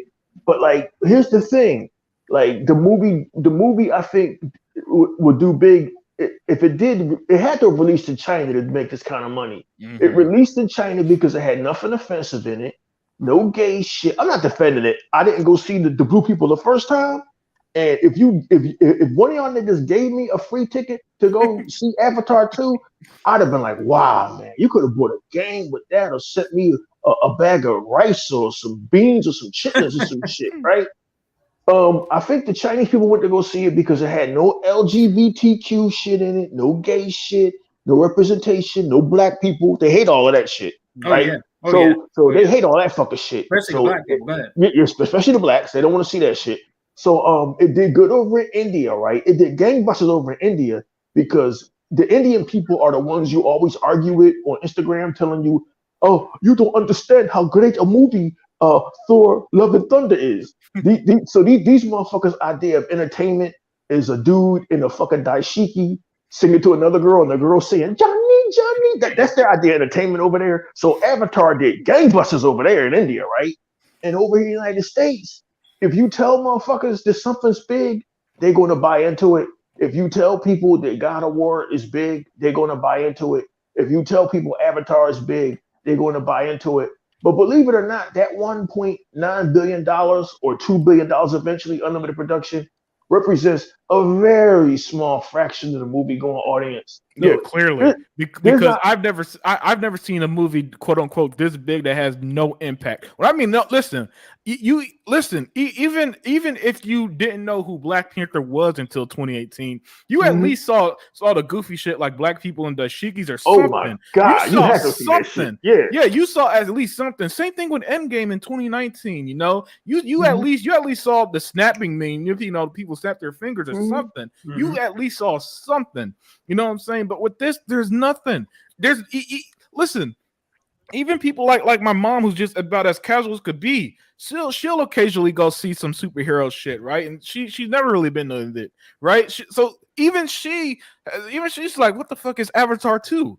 You know what I'm saying? So that's why that's why I don't get it. But now that E-Rock explained it about it being a hit overseas, it makes sense to me because I mean, in India, Twitter must be going insane with this movie or something. Oh yeah, because over here when I say it got no impact, Sega man, I've seen more people do unboxing videos of God of War. Xbox dudes do unbox videos of God of War Collector's Edition than I've seen people talk about this movie. And it's just kind of, and so every time I see this phrase, I'm like, how the fuck is this movie making money and it has no cultural impact? Because every big movie in my lifetime has had some cultural impact. Even Titanic, when back in like '97, had some cultural impact. I mean, so many TV shows will do a parody of it and everything. You don't even see that shit, right? You don't see nobody do a parody of Avatar 2. You don't see nobody dressing up like a blue dude. Like people who are at least dressing up like Thanos and Joker and all this other shit. None of that with this movie. And so this thing, if I ever go to China, I better see motherfuckers painting themselves blue, or else I'm gonna come back to the United States and call foul on this shit. I'm gonna pull a Sony and sue Disney for some shit like on this, because this don't make no damn sense to me, man. I know it just, and I didn't mean to jump on talk about James Cameron, but it's so weird. It's like ain't nobody fucking rushing out to see the next M. Night Shyamalan movie. He's a great director. If I told you Richard Donner was making a movie, half of y'all wouldn't know who the fuck I'm talking about, right? So like James Cameron, I think the last relevant movie he made was the last Avatar. James fucking Cameron, like I ain't look. Me and my ex, we used to, that was our thing. We saw literally every fucking movie that came out from 2012 to 2013. Mm-hmm. I ain't never hear her say, we gotta go see this movie because it's by James Cameron. You ain't never heard that shit, ever. Motherfuckers just went out to this shit. Go ahead. I'll bring up his name first. Huh? In every movie that he has made, they always have said the director's name. Yeah, they always say. And they always say quick. E-Rock. Go ahead.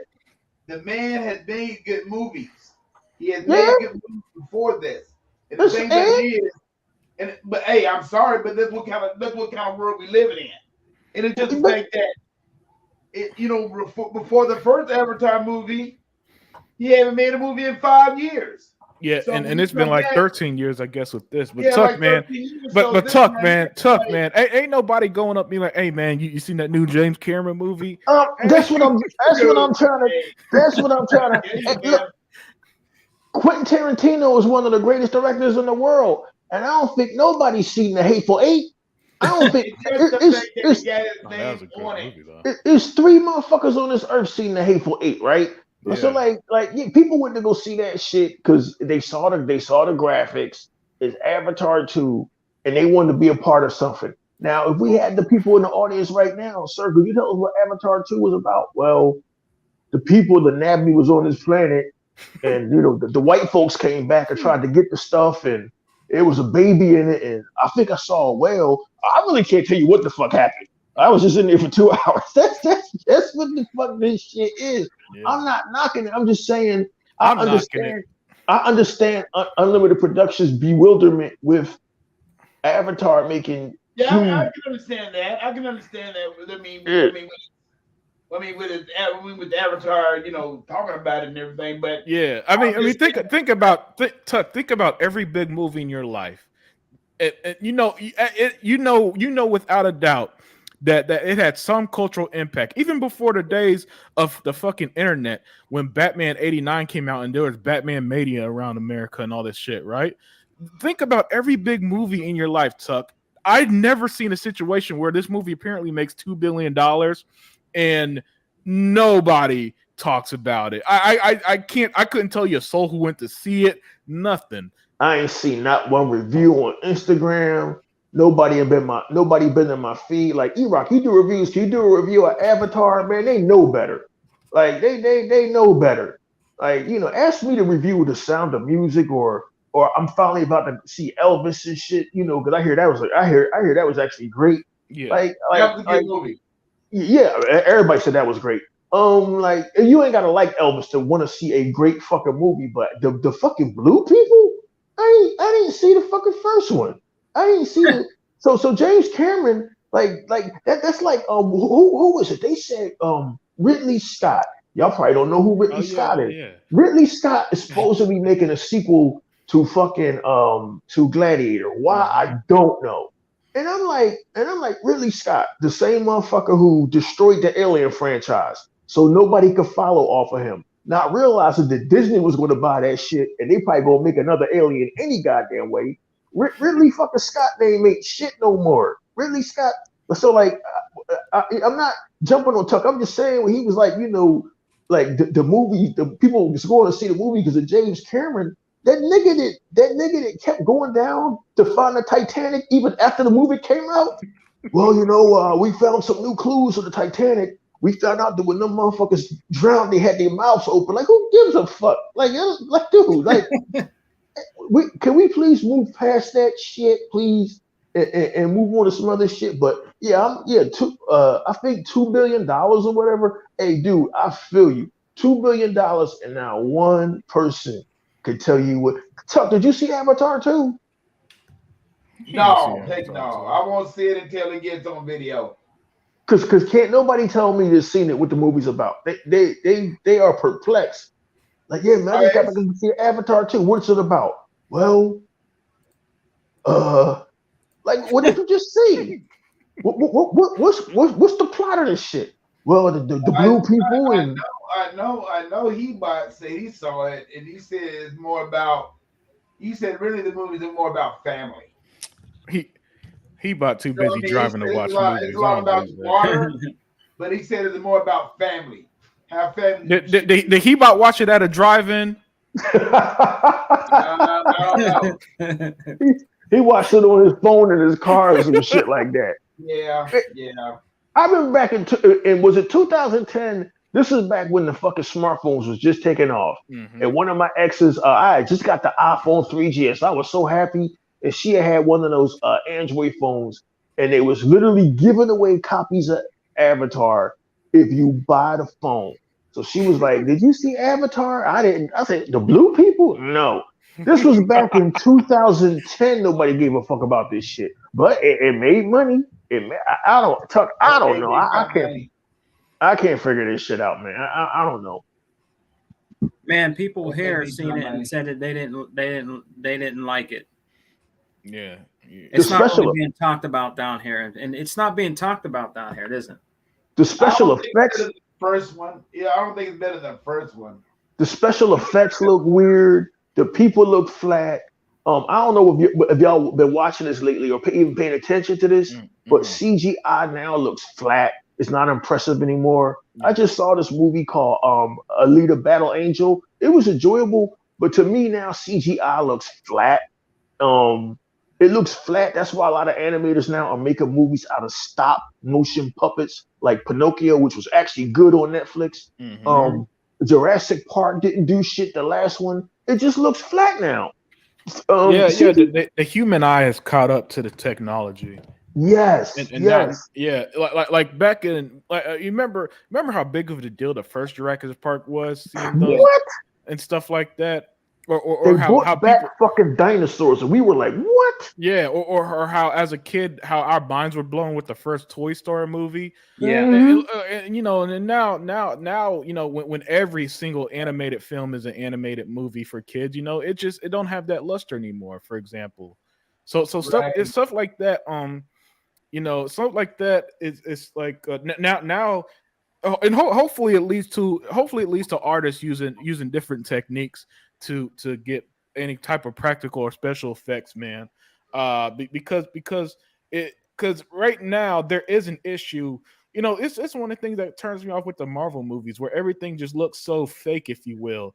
And it's hard to turn your brain off with that when you're supposed to suspend your disbelief for 2 hours. Did you see the trailer for this shit called Ant-Man Quantumania? Not that anybody even asked. Dude, the whole weird, fucking thing is blue screen. The whole fucking thing. Yeah, and it just looks terrible. Yeah, and that's what George Lucas used to get criticized for the Star Wars prequels. That's what people used to shit on him about. But you know what? There was a purpose to his Star Wars prequels because he was world building, and there was no other way to do. You couldn't do Coruscant with miniatures. Yeah, you couldn't do. Yeah, you're right, but I'm just saying what people were saying back then, and now people would kill to have that era back. Because people fucking hated George Lucas guts in like 2005, that era. I don't think people realize he was the original guy that people hated You know what I'm saying? Mhm. It's a miracle people love him now because I don't think people realize how bad the world used to just kind of clown George Lucas with the prequel movies, man. And then it turns out that his Star Wars prequels actually had a plot. It had a middle, a beginning, and an ending. You watch Anakin Skywalker earn being a fucking badass. George Lucas probably had no idea when he sold that shit to Disney for $4 billion that they was just going to fucking bastardize his shit. Yo, man, this entertainment now has lost me. In DC, they're going to have to, like with the Batman, they're going to have to figure out new ways to tell stories because for me, CGI is dead. It's just dead. They're going to figure out even in gaming. We have reached with God of War, and especially with A Plague's Tale Requiem, we have reached not the Uncanny Valley. The Uncanny Valley was when shit looked weird, like this game called Heavy Rain back in the day. Oh yeah. That was terrible. I had that game. I hated that. That was terrible. We've reached a point now, guys, where video games are going to have to decide whether they're going to try to be artistic, like Psychonauts, or make these realistic games because they're not having the effect they used to have. I don't know what it is. Well, I know what it is. It's just that people's brain catches up with this stuff.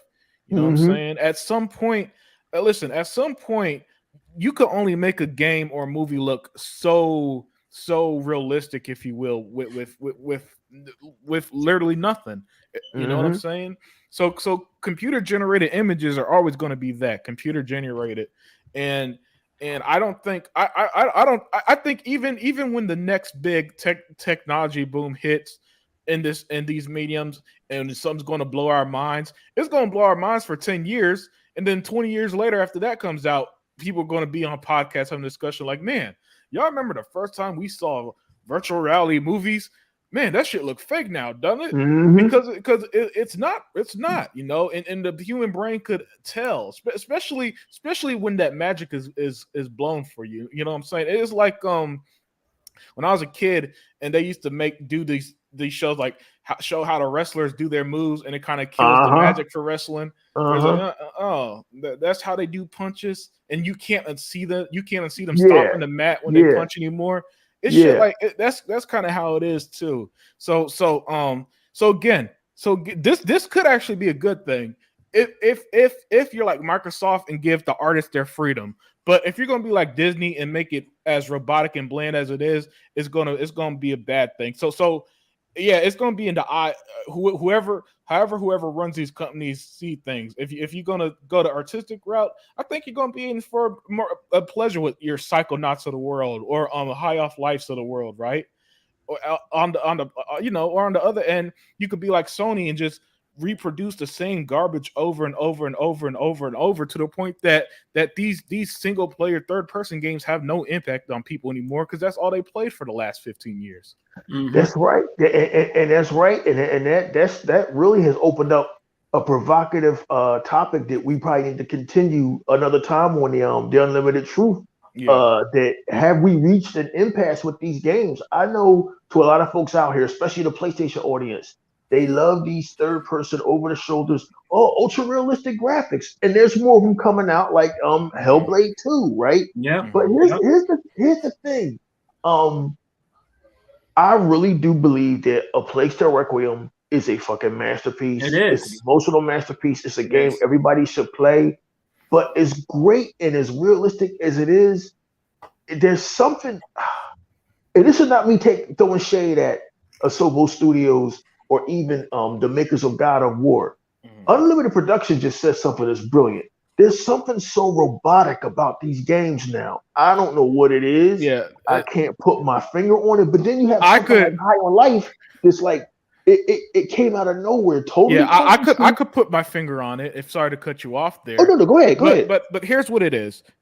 All right, now here, this is just me. This is why I'm not a big fan of the Sony games like that, and why I like the games I do.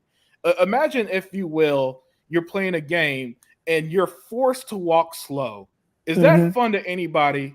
Do you like walking slow? You don't even like walking slow in real fucking life. You tell people, man, move your fucking ass if somebody's walking slow in front of you, right? So that shit is, and that's what these modern games do. They walk slow. They hey, look how pretty our games are, and this shit, and that was cool when they first did in the 360 era, but now 20 years later, it's like, guys, let me just play the fucking game. And that's why I praise games like Assassin's Creed, that it just lets me play the game for 50 hours. You know what I'm saying? Yeah. And High on Life is High on Life is a goofy over the top game that uses different colors and aliens. Yeah. And it fucking works. Yeah, so that's how I put my finger on it, E-Rock. Yeah, and I get it. It's not for everybody. Silent Rev, a YouTuber who I have a lot of respect for, he didn't get the humor. I get it. It's not for everybody, that kind of humor. But like, I did not think that this game with this cartoony graphics, with these fucking talking guns that look like cartoon characters, like, was going to be so much fun. It just is. It just is. I mean, guys, I gotta admit, you guys know, A Plague Tale Requiem, I can't give it high enough praise, but it's not for everybody. It's a somber fucking experience. All right, spoilers. I don't think we're spoiling it for limited production. You're basically fucking trying to save a kid who's going to die anyway. Yeah, that's the fucking game. Yeah. Graphically, it's one of the best things you're going to see in your Xbox right now. It's unbelievable. But unlimited production is right. Have we reached a point, Sega man? I call it an impasse, a fork in the road where game graphics are just not impressive no more. Like Unreal Engine 5 from last year will always be impressive, but High on Life, that cartoony style, it works for some reason. I don't know why that game works. Maybe because they chose for you to have fun before anything else. It was more important for them to have fun than stop and look at the fucking grass. It's grass blowing in A Plague Tale Requiem. There's a real skybox. Like, you can see like light going through Amicia's ear, and she has freckles, and it's all amazing. I'm sure God of War is amazing, but like, High on Life is just fun. From the moment you pick up that fucking gun and the gun is talking shit, and you pick up the green gun, and the green gun is voiced by that black dude, Sally, whatever his name is. That game just gets it. That game just fucking gets it. And so what I'm getting at, unlimited production, is like what you said with the CGI. Maybe we've reached a point where Avatar ain't fucking impressive no more. To 90% of the goddamn society. Now, to that 10%, they paid $2 billion for that shit. Me, you ain't getting a dime out of me, right? Yeah. And now after Psychonauts and High on Life, I'm gonna have to ask more for my fucking games and pretty graphics, if that makes any sense. No, it makes perfect sense to me, because that's been my stance forever. Is it fun? Okay, I could work with that because it's a video game. But what I don't like is, hey, look how pretty our games are. Look at how depressing this story is. Hey, let's start the story with your daughter dying. Yeah, that's what I want to play as a fucking depressed father. Well, E-Rock and Unlimited, man, let me ask you guys this question real quick. We have the Xbox Series X, okay, and it is the most powerful console right now, but there is another one that is being made probably as we speak. It just makes you wonder, with the new Xbox, which is probably going to be the most powerful console again, how much farther do you think if you look at, like E-Rock said, Plague Tale Requiem, when you look at the facial expressions, you can see Amicia's pores, you can see every detail, like in her face, her eyes, her hair. So it makes you wonder, with these new consoles that will be coming out in years to come, how much further can they really go with realism? Graphics, they look like CGI. Yeah, that's the next inevitable step. But you know what it's going to be. The creators are going to have to get fucking inventive, like High on Life. Yeah, you know what it's going to be. It's going to be that, and there won't be a difference between cutscene and graphics. Because if you played Evil West, for example, you know when it's a cutscene versus when you're playing the actual game. Yeah. So I think that'll probably be the next step. But other than that, whatever Unreal Engine 5 and those new engines do, right? I don't know how you could go further, because at some point you can't. At some point, it's just going to be so realistic. It's basically mirroring real life, which I don't think you could. I realistically don't think you could get that damn far though. Just like we had a sample of that with that Matrix demo. Yeah. Think about it. We had how did you know who was the real, Keanu Reeves? I couldn't tell when he was talking in that before you went into that demo, and it showed his other face. I could not tell which one was real and which one which one was real and which one wasn't. I could not tell. That is a fantastic demo I've ever played. Was that Matrix demo? Right, and let me ask you this, Sega man. Since you said that, what can graphics do past that then? Yeah, I don't know, bro. I have no answer for that, man, because I mean, we seen a taste of the future of Real Engine 5 with that Matrix demo, dude. Mm-hmm. And I'm just wondering how much further can it go? Is it that up to that standard when you seen that demo of the Matrix? Is that's what's going to basically be like for the next consoles? Like, is it going to be like that? Or is it going to be, is it going to be even, can it be better than that? Can it be better than that for the next gen consoles? Yeah, definitely. You like I said, you're going to see graphics that rival CGI, but like these developers are going to have to really get inventive. Like, what was really inventive? Sunset Overdrive was really inventive, something really different, because they didn't try to make it ultra realistic. Oh, yeah.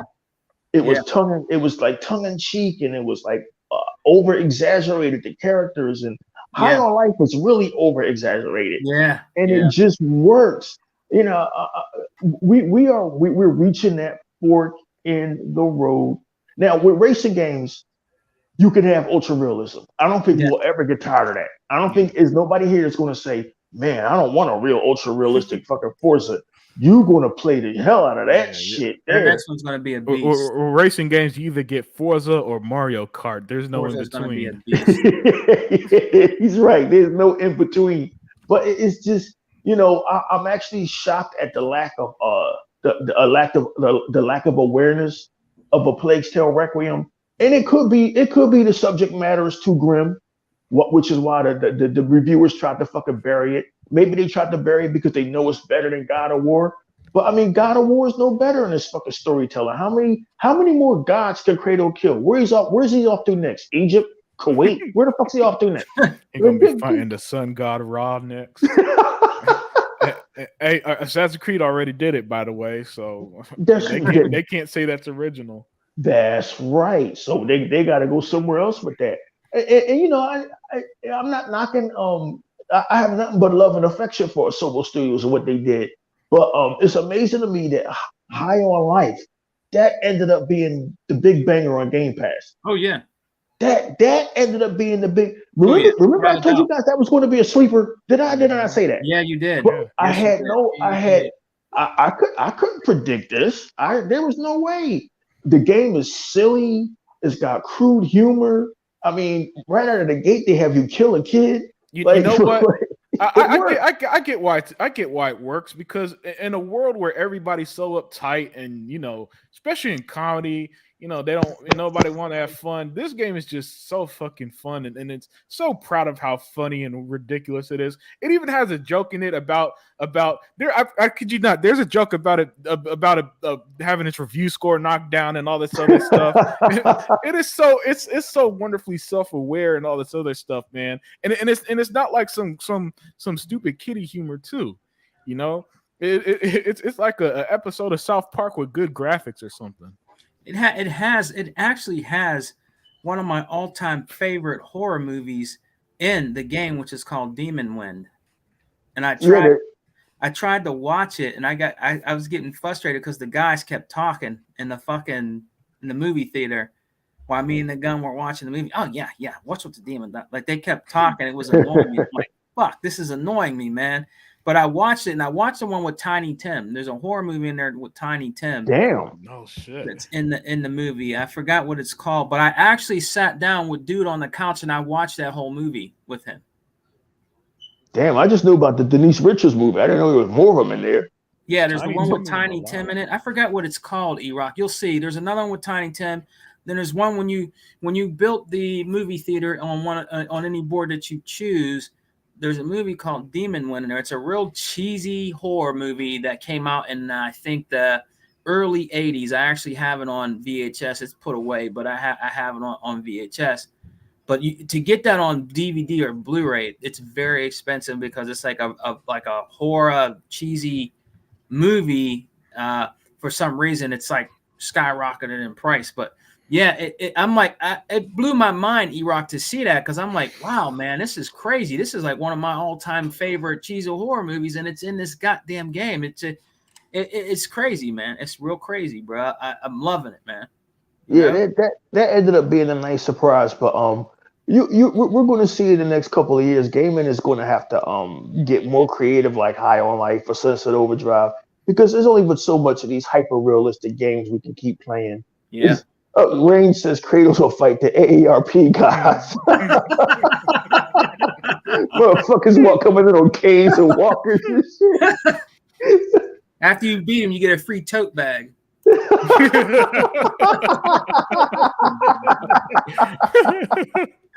Oh man, good show, right. Sega, man. Yeah, man. Hey, Tuck, if you got anything else that you want to add, man? Because I'm gonna get my brothers out of here. It's getting kind of late, man. We've been here past 2 hours, man. They probably want to go back to gaming or go chill. Is there anything else you want to talk about, real quick? No, ain't nothing else I need to talk about, man. I'll just get out of here because I gotta get him to go to work at midnight. So. Oh, you gotta go to work tonight, midnight. You're actually been sleeping by now, man. Yeah, well, I've been sleeping almost all day. I'm on almost all day since I talked to you this morning. So. Oh, okay. All right. So you gotta be at work at midnight, right? Right. All right. Well, on that note, brother, do your outro.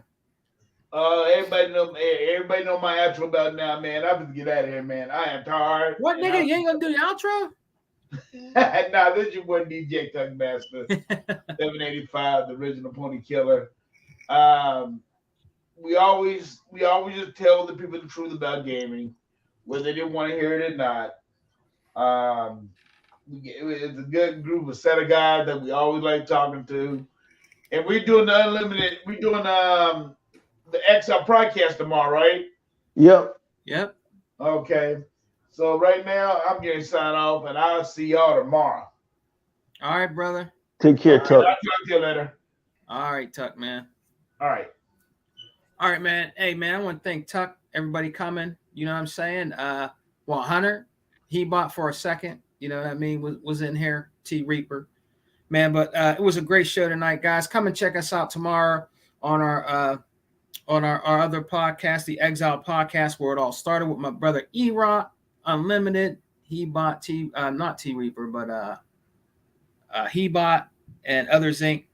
And Tuck, man, come and check us out tomorrow. We got a podcast tomorrow, man. Come and rock out with us on the Exile, man. But we're gonna get on out of here. So Unlimited Productions, man. Thank you for coming, rocking out with us in the Alpha, man. Tell everybody where they can find you, man. Yeah, that's right. It's your boy Unlimited Production. You can find me on my channel where I do the unlimited truth that comes whenever the truth is needed. That's right. And last but not least, my brother E-Rock, the Don King of Xbox, man. Where it all started, brother, with the Exile Podcast. Can't wait to do the show tomorrow night with all my brothers again, man. Hey, man, tell everybody where they can find you. Hey, y'all can find me on the E-Rock X channel tomorrow night, the Exile Podcast. It's gonna be an hour and a half. All we're gonna do is look at 2023, what's coming up, and Tuck said everybody go see Avatar 2 because James Cameron directed it. That nigga need money, so everybody go see his movie. Tuck said everybody go help him out, man. I didn't know what our brother. I love our brother Tuck, but I didn't know what he was talking about. Nobody really talks about James Cameron like that. Man. I love Tuck, man. They don't, man. The Avatar movies, the only thing great about the first one is it has Sigourney Weaver in it. That's the only thing. That's right. Sigourney really good about it. It wasn't that great, man. Like you said, if it probably did good overseas, but I'm telling you, around here, I had people say they seen it. They said it was okay, and that's all I heard. I have not heard nothing else about the new Avatar movie. It's not being talked about. Well, Tuck, he was sleepy, man, so we got to give him a free pass. All right, man. We're going to get out of here, man. Tomorrow, come and check us out on the Exile Podcast, brothers. Thank you for coming and joining me, man. Big shouts out to the chat. Rain G4, Others Inc. was in the building, man. Man, there was a lot in here, man. There was a lot. Mr. Kima was in here. Anthony Chipmunk, thank you for joining us, brother. I really appreciate it, man. just a lot of good brothers. And 100 they actually came and joined us and Deploy 619 came in here and was hanging out for a little bit. So me and E-Rock are going to get out of here, man. All right. Peace and love, guys. Xbox for life. We don't die. We multiply. We're eating good over here, guys. Peace. Peace. All right, E.